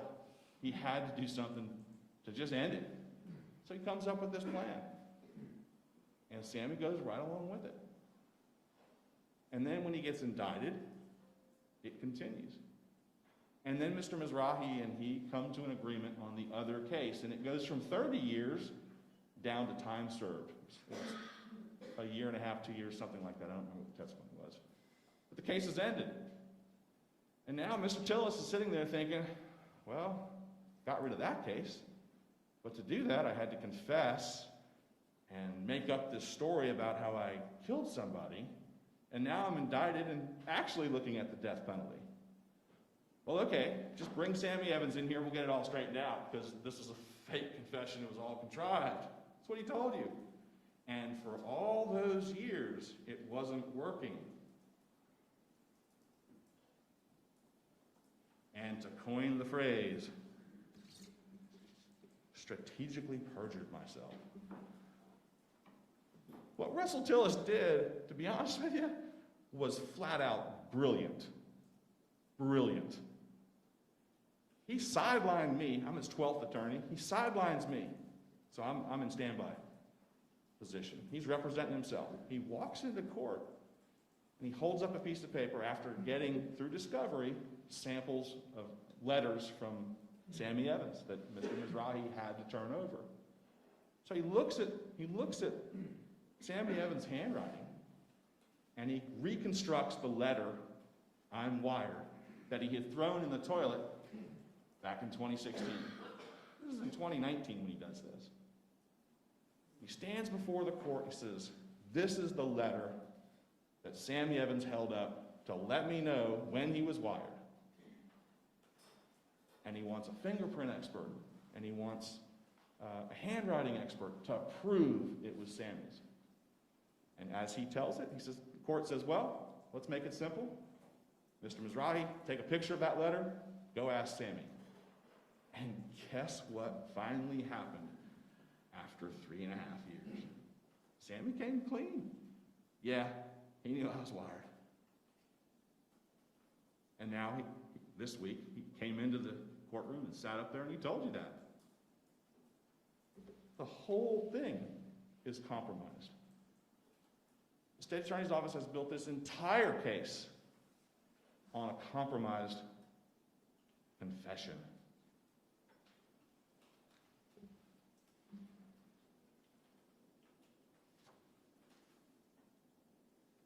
Mr. Tillis told you that, about how he did that, how he strategically perjured himself, if that's the word, and it went completely, 100% uncontradicted by the state.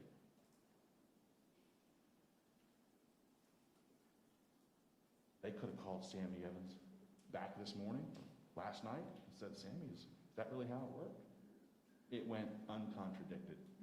But today, in closing arguments, the state is throwing their own witness under the bus. And think about that. One of the last things Mr. Mizrahi told you was that Sammy Evans is lying now. He's lying. Well, members of the jury, what the attorneys say is not evidence. Mr. Fletcher, you may proceed. threw his own witness under the bus. He says, well, Detective Sullivan still believes in the integrity of the wire. And they've built this entire case on that wire.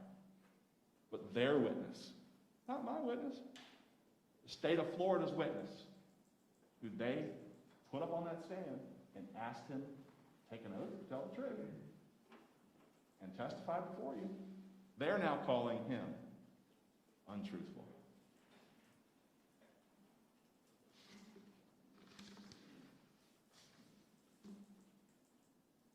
It took 3.5 years for him to tell the truth. Mr. Mizrahi says, well, he sent a letter, he's upset because he didn't get out on bond. It took him 3.5 years. And he did it because he got tricked into doing it. He told the truth because when they showed him the picture of I'm wired, he said, dang, Tillis still has it. It's true. That is the letter I showed him when I told him I was wired for that first conversation. The integrity of this case was compromised from the first day, and it was compromised this week, and it remains compromised. You cannot base a guilty verdict on it. Mr. Tillis told you yesterday that his brother pulled up and there's a dead body in the trunk. And all he remembers is blood down the shirt. He is not guilty, and the state has failed to prove this case beyond a reasonable doubt. He is not guilty of first-degree murder. They have shown you no evidence of human trafficking. The one girl that comes in and says, yeah, I was chained to the bed, and I spent a lot of time over there, a couple different nights, I'd go over watch movies, whatever it was. Did he ever try to get you to have sex with anybody else? No. There's no evidence of human trafficking. And there's no evidence of kidnapping. That wire was a fabrication. He knew where a dead body was, and he confessed to it, and he made it as grisly as possible, because at the time, he was depressed, suicidal, stuck in jail, looking at the rest of his life in prison, and he didn't want to die that way. And it might not be the smartest way to get yourself executed. Maybe he could hang himself in the jail. That's hard to do these days. They don't let you do that. Maybe he could get himself beat up in the jail. That's hard and that's painful. Might not be the smartest way to go out, but that's the route he chose. So he gave this ridiculous confession where he made it as bad as possible so that you eventually would get assembled into this courtroom and go for it and convict him and give him the death penalty.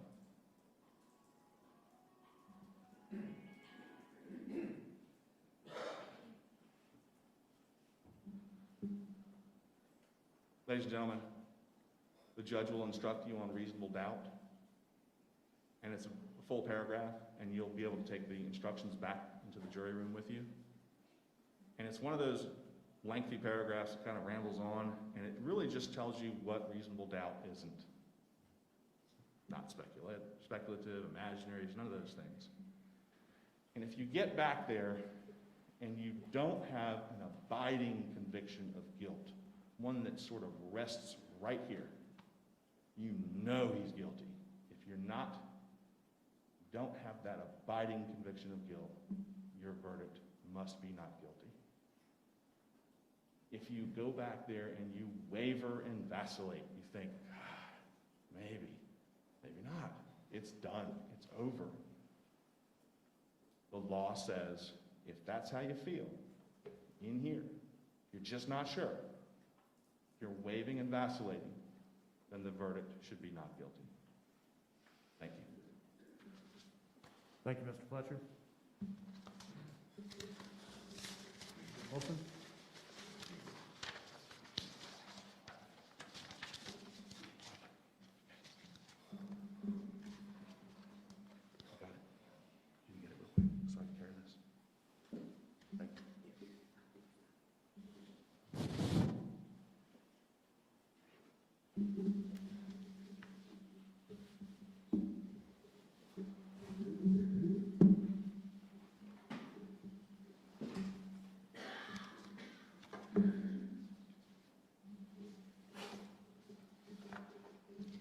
May it please the court? Yes, ma'am.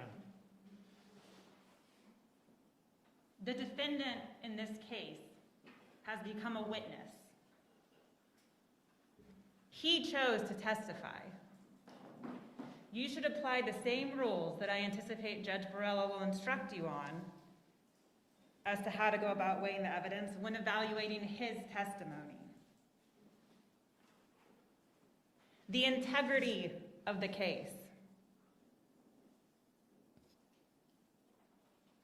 He told you himself the lies, the little bit of trickery, the forgery that he repeatedly has lived his life by after raising his hand and swearing to tell the truth.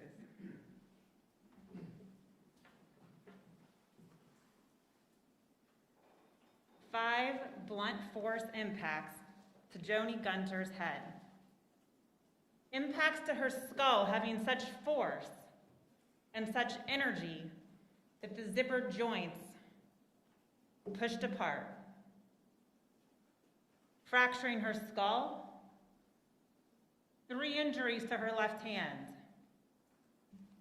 a spiral fracture, a rotational fracture, consistent with twisting her hand, pulling her hand as if trying to get away, trying to extract herself from her murderer. Injuries, according to Dr. Buxbaum, that occurred when she was alive.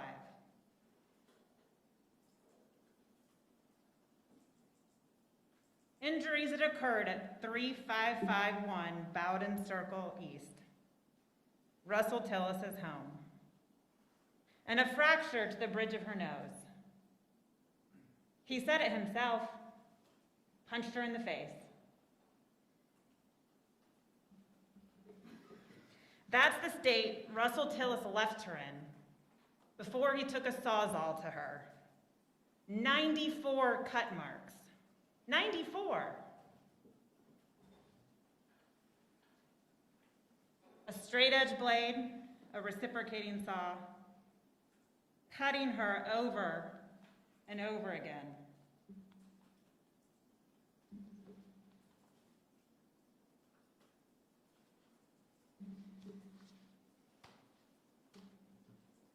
And then burying the remains of what once was Joni Gunter, a little brunette, in the backyard.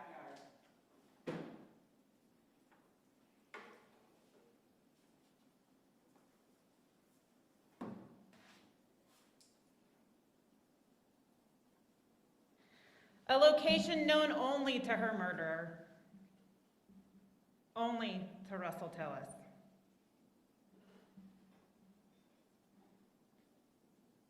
And something that would have had to have happened rather quickly after she was killed, as there was no significant time period between her death and the dismemberment and burial, according to the forensic anthropologist Heather Walsh-Haney. Joni Gunter, by all accounts, was this defendant's ideal victim, a forgotten victim, a victim who is living a life marked with drug addiction and prostitution.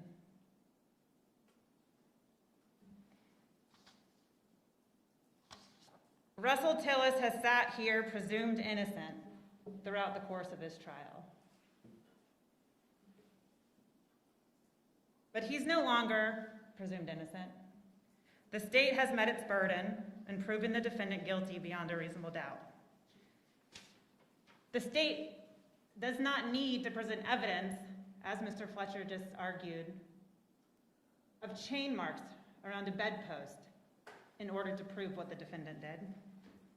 The evidence is overwhelming in this case of what happened to Joni Gunter and who did it.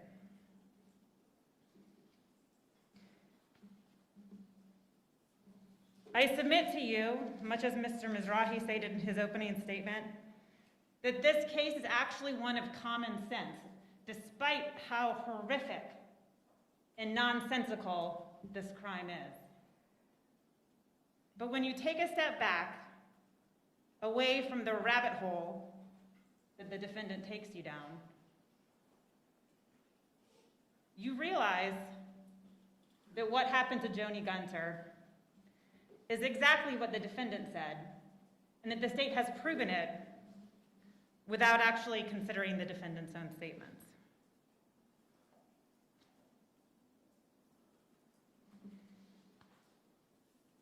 And I would ask that you all do that you look at the evidence, independent of Mr. Tillis' own statements, and see how we have proven the case. Even without the wire, I would submit that we've proven the case beyond a reasonable doubt. Look to the evidence that exists and the witnesses that you've told, or excuse me, the witnesses that have testified. Mr. Fletcher argued that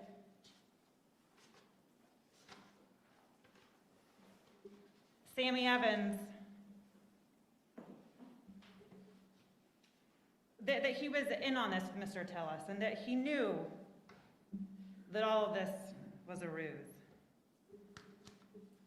Sammy Evans was trying to help solve his friend's problem.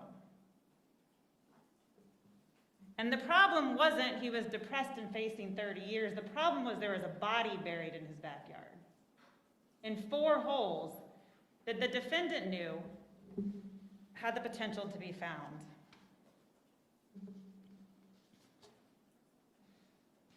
Now, whether Sammy Evans actually told the defendant he was wearing a wire or not, that's something that's up for you all to determine. But I think it's clear from the wire that these two were friends, that they hung out together, they were confidants. As the defendant stated, he was spewing to him like a psychologist. And you know what? There's some things that you tell psychologists that never get repeated again. Some secrets that are never shared. And Sammy Evans is not on trial in this case. The defendant is.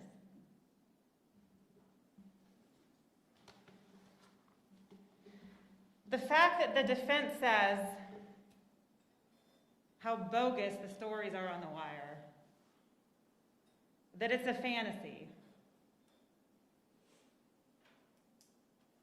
This was hell on earth for Joni Gunter.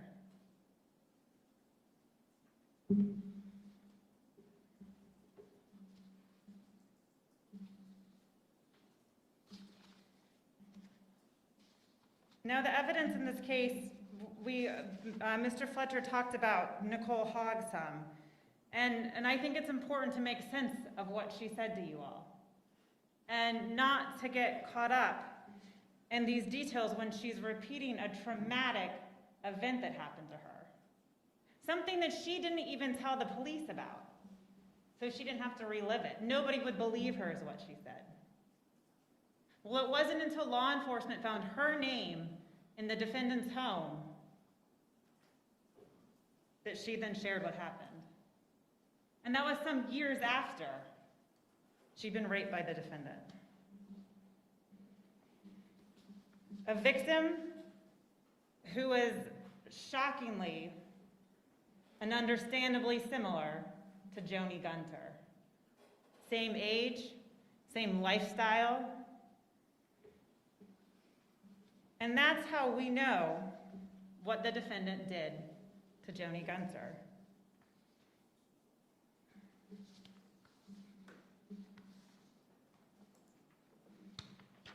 Combined with the evidence found at his home. There were numerous things found in his home, starting with the tarps, concealing what he was doing at his house, not keeping out burglars, the booby traps at his house, the hundreds of razor blades. This, by all accounts, was a house of horrors.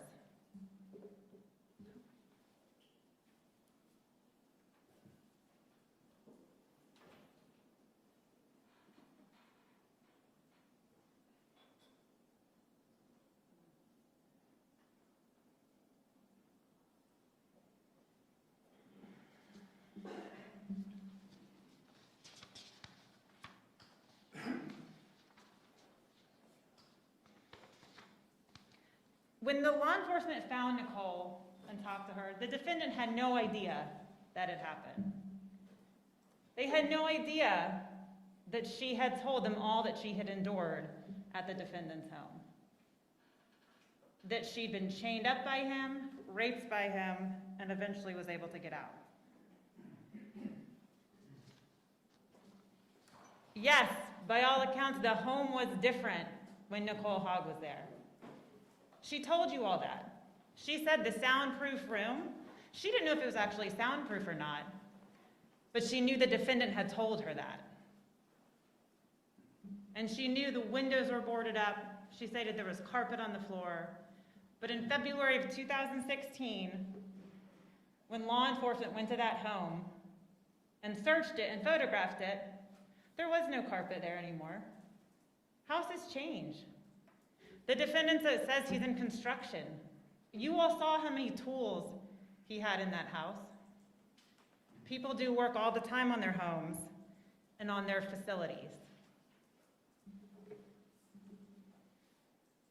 Then there was argument about the lack of trees in his backyard. He stated himself on direct. He cut those trees down a long time ago. Ms. Hogg was in that home a long time ago. It wasn't last year, 2 years ago, 3 years ago. It was sometime between 2012 and 2015, a long time ago. And the chain she talks about. I showed her a picture of the chain, and she did not say that is the chain that was used. What she said was that looks similar to the one that was around my ankle when I woke up to the defendant raping her.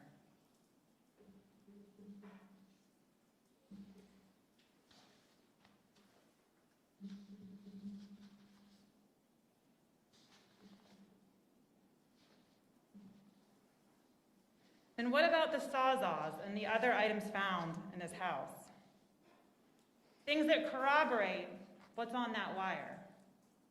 Things that tell you that the wire is actually true. It's not some fantastical, ridiculous story made up so that the defendant can get the death penalty. What's ridiculous and fantastical is what he's trying to do now. Explain away a confession to first-degree murder, human trafficking, kidnapping, and abuse of a dead human body. What makes sense is that he's trying to get out of that confession. Not giving a false confession to police because he didn't know the cause of death makes about as much sense as falsely confessing to a brutal and horrifying murder in order to get the death penalty because you're depressed. It makes as much sense as Nicole Hogg coming in here and testifying to what this defendant did to her years ago because he didn't give her a ride one night.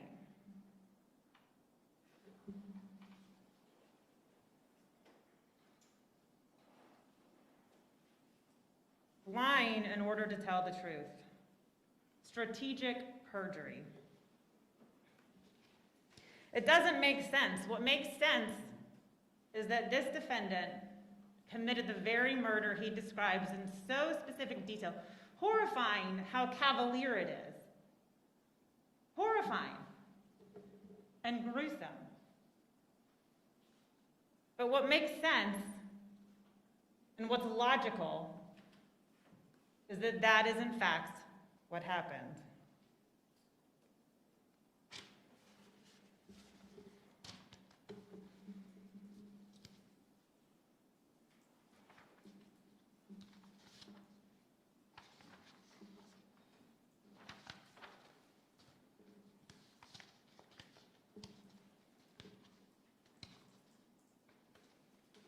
Admit what you can't deny, deny what you can't admit. Leaving the defendant with two options. Admit that what's on the wire is the truth, or make up a ridiculous and fantastical story to try to explain it away. And that's what he chose. But Sammy Evans, what's interesting about his testimony is that his testimony, what's on the wire, actually shows to you all that this story is true. The confession is valid. It's a true confession. The map that Mr. Fletcher points out and speaks about, a map so detailed and so specific that on the wire, the defendant asked Sammy Evans, did you look at the map? Can you make sure you can write it out? And Sammy does, he makes the map and he gives it to JSO. But the reason the map was so specific was because Sammy had offered his help to his friend. He had told the defendant, hey, if you need help with that body, should we call Jimmy? Should we call Dave? I can try to call someone for you so that therefore you don't get caught. He's trying to help his friend, but needs to know where the body is.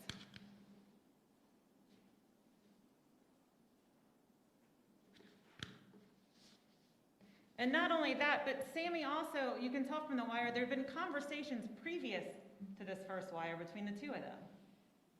Sammy already knew a lot of details about this murder and about what the defendant was doing. No, I didn't shoot them girls. It was too noisy. That's what the defendant told Sammy in the first wire. The defendant knew exactly how Joni Gunter died.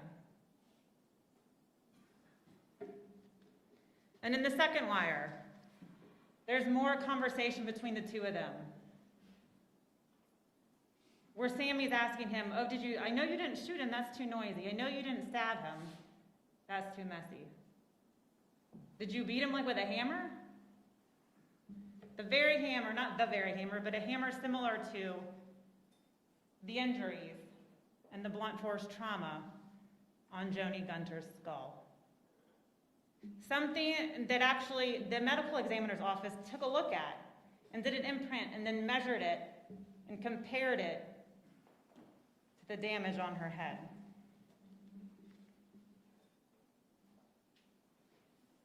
As Mr. Mizrahi stated in opening statements, the motives as to why the defendant spoke to Sammy Evans were his own. But the truth surrounding his motives were clear. The defendant was trying to escape punishment and getting caught for his past deeds when he realized his home was being demolished.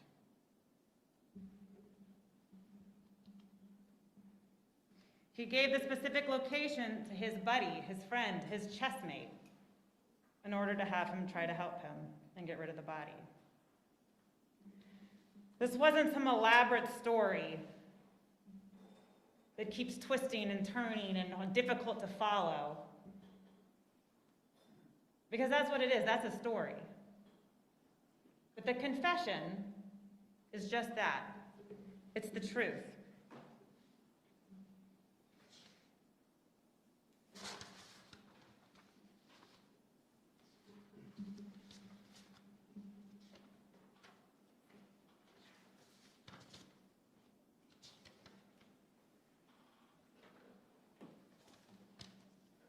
The integrity of this case, as the defense stated, as they argued, it was compromised from the beginning.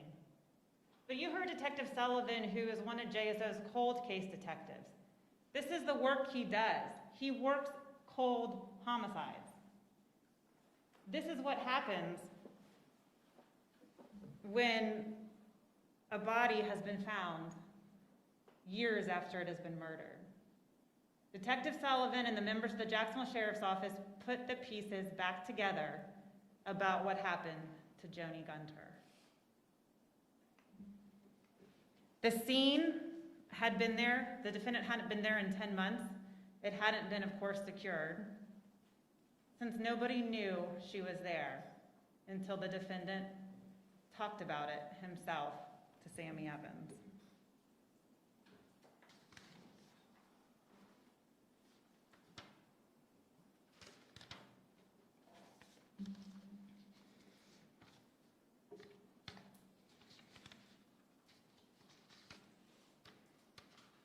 This is not Russell Tillis's unlucky day or unlucky years.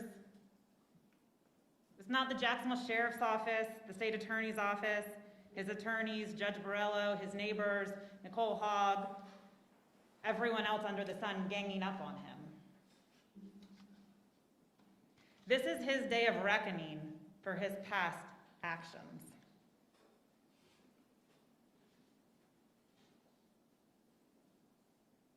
I anticipate Judge Borello will instruct you on weighing the evidence and advise you that one of the things to consider is, did the witness have some interest in how the case should be decided? Russell Tillis is on trial for first-degree murder, facing the death penalty. He's already confessed to what happened. That was back in 2016 when he had no reason to lie. When all he was doing was hanging out with Sammy Evans, talking about what he used to get up to, and the body of Joni Gunter buried in his backyard.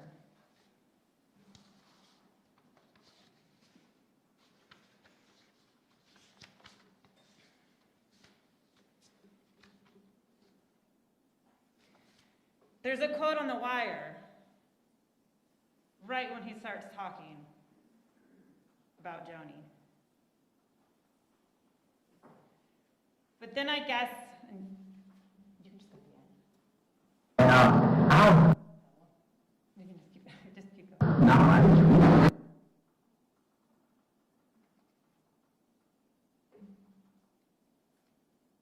By then I guess about the fourth or fifth girl I picked up. I'm a little brunette. And my brother, he was pestering me then. You got an old gal over there, la la la. So I picked that girl up. Now she was real pretty. She was about 26 or 28. A little brunette. Nice looking. She was real submissive.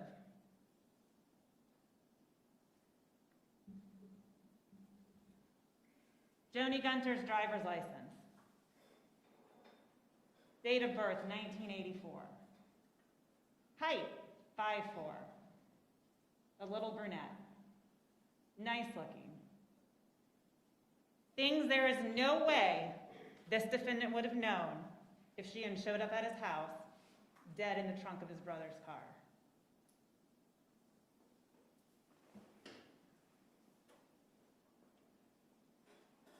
Dismembered and buried in 4 holes in the back of his house. 5 blunt force impacts to her head, 3 fractures to her left hand. Defensive wounds.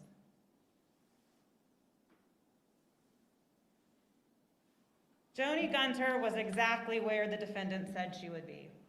Exactly where Sammy Evans told the police she would be, and exactly where he buried her.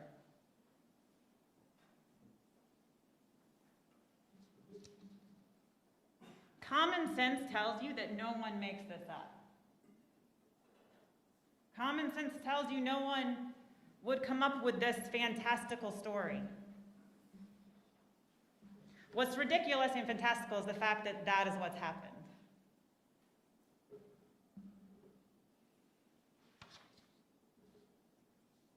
Ladies and gentlemen, you've heard all the evidence in this case. You've heard all the witnesses, seen the state's exhibits, heard the confession from Joni Gunter's killer. In jury selection, you are asked to fulfill your duty as a juror, and that's to listen to the evidence, render a verdict based on the evidence, based on the law, based on your common sense, a verdict that speaks for the actions of the defendant, that speaks for the truth, and that speaks for justice. And that, in this case, is a verdict of guilty as charged.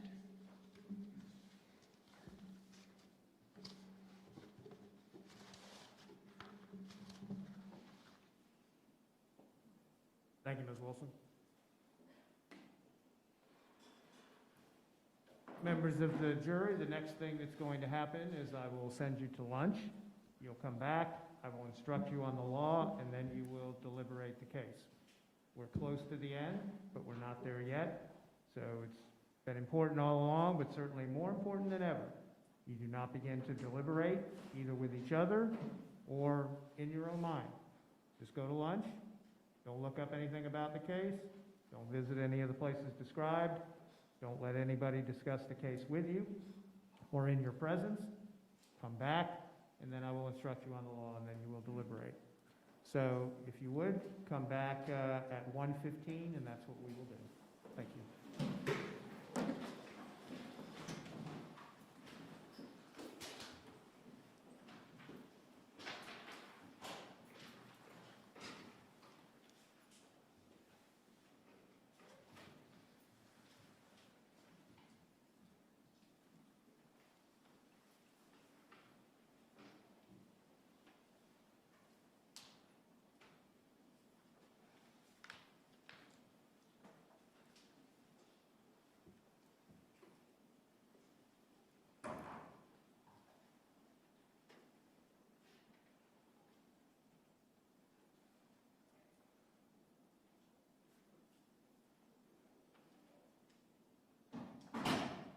Okay, I've received the corrected copy of the jury instructions, reviewed them, they appear consistent with our discussion during the charge conference. Mr. Fletcher, anything else on jury instructions? No, sir. Okay, state. Not from the state, Your Honor, I do want to put on the record, I think I mentioned it before, when we had the disc of the evidence, and all the photographs, all the evidence in the case is on the disc, in addition to the two wires. The transcript should not go with the jury on the recorded exhibit. Judge, I would have no objection to that if it did go. I think it makes it easier for jurors to understand the law, but I don't have a problem. Well, if both parties are requesting it, then I'll consider it. The state has no objection, it's very clear what the law is, the transcript's not the evidence. So if the defendant and the defense attorney never agree, then I'm not going to stand in the way of it, I do think it helps. Well, and personally, I agree that transcripts help. I will, if both parties wish for me to allow the transcripts to go back to the jury, I will do that. I'll also reread them then, the instruction about that the transcripts are not the evidence, the recording is the evidence. So we would need to add that to the jury instruction. I don't necessarily need to have it in writing, but, so, state? The state is fine. Defense? There's no objection. We're okay with that, Judge? Yes. We are requesting it. Okay, that's what I was gonna say. I'm waiting for those magic words, because it's not, to me, it's not a question of, we don't object. I'm only gonna do it if both sides want me to do it. I am requesting it. It makes it so much easier to I get the way. The state is requesting it. I think it's more important that the defense was requesting it, but I appreciate that. Okay, so that's what we'll do. That will go back at the appropriate time, and I'll find the transcript instruction, and I'll just read that at some point during, probably near the end. When I'm telling them the exhibits are going back, that's probably when it's most appropriate. So, okay, anything else before we recess for lunch? Could we confirm that the jury room has the capability? Yes, Patrick told me this morning that he was going to do that as soon as the jury came in for closing arguments. He said it was only going to take about 10 minutes, so I'm assuming it got done. If you guys want to check and confirm it, that's fine, obviously. As long as you're using a jury laptop and having 12 people down there. Right, right. So confirm it, obviously, without going into the jury room, because some of them may be staying in there for lunch, I don't know. Okay, anything else? Nothing to say. All right, thank you very much. We'll be in recess until 1:15.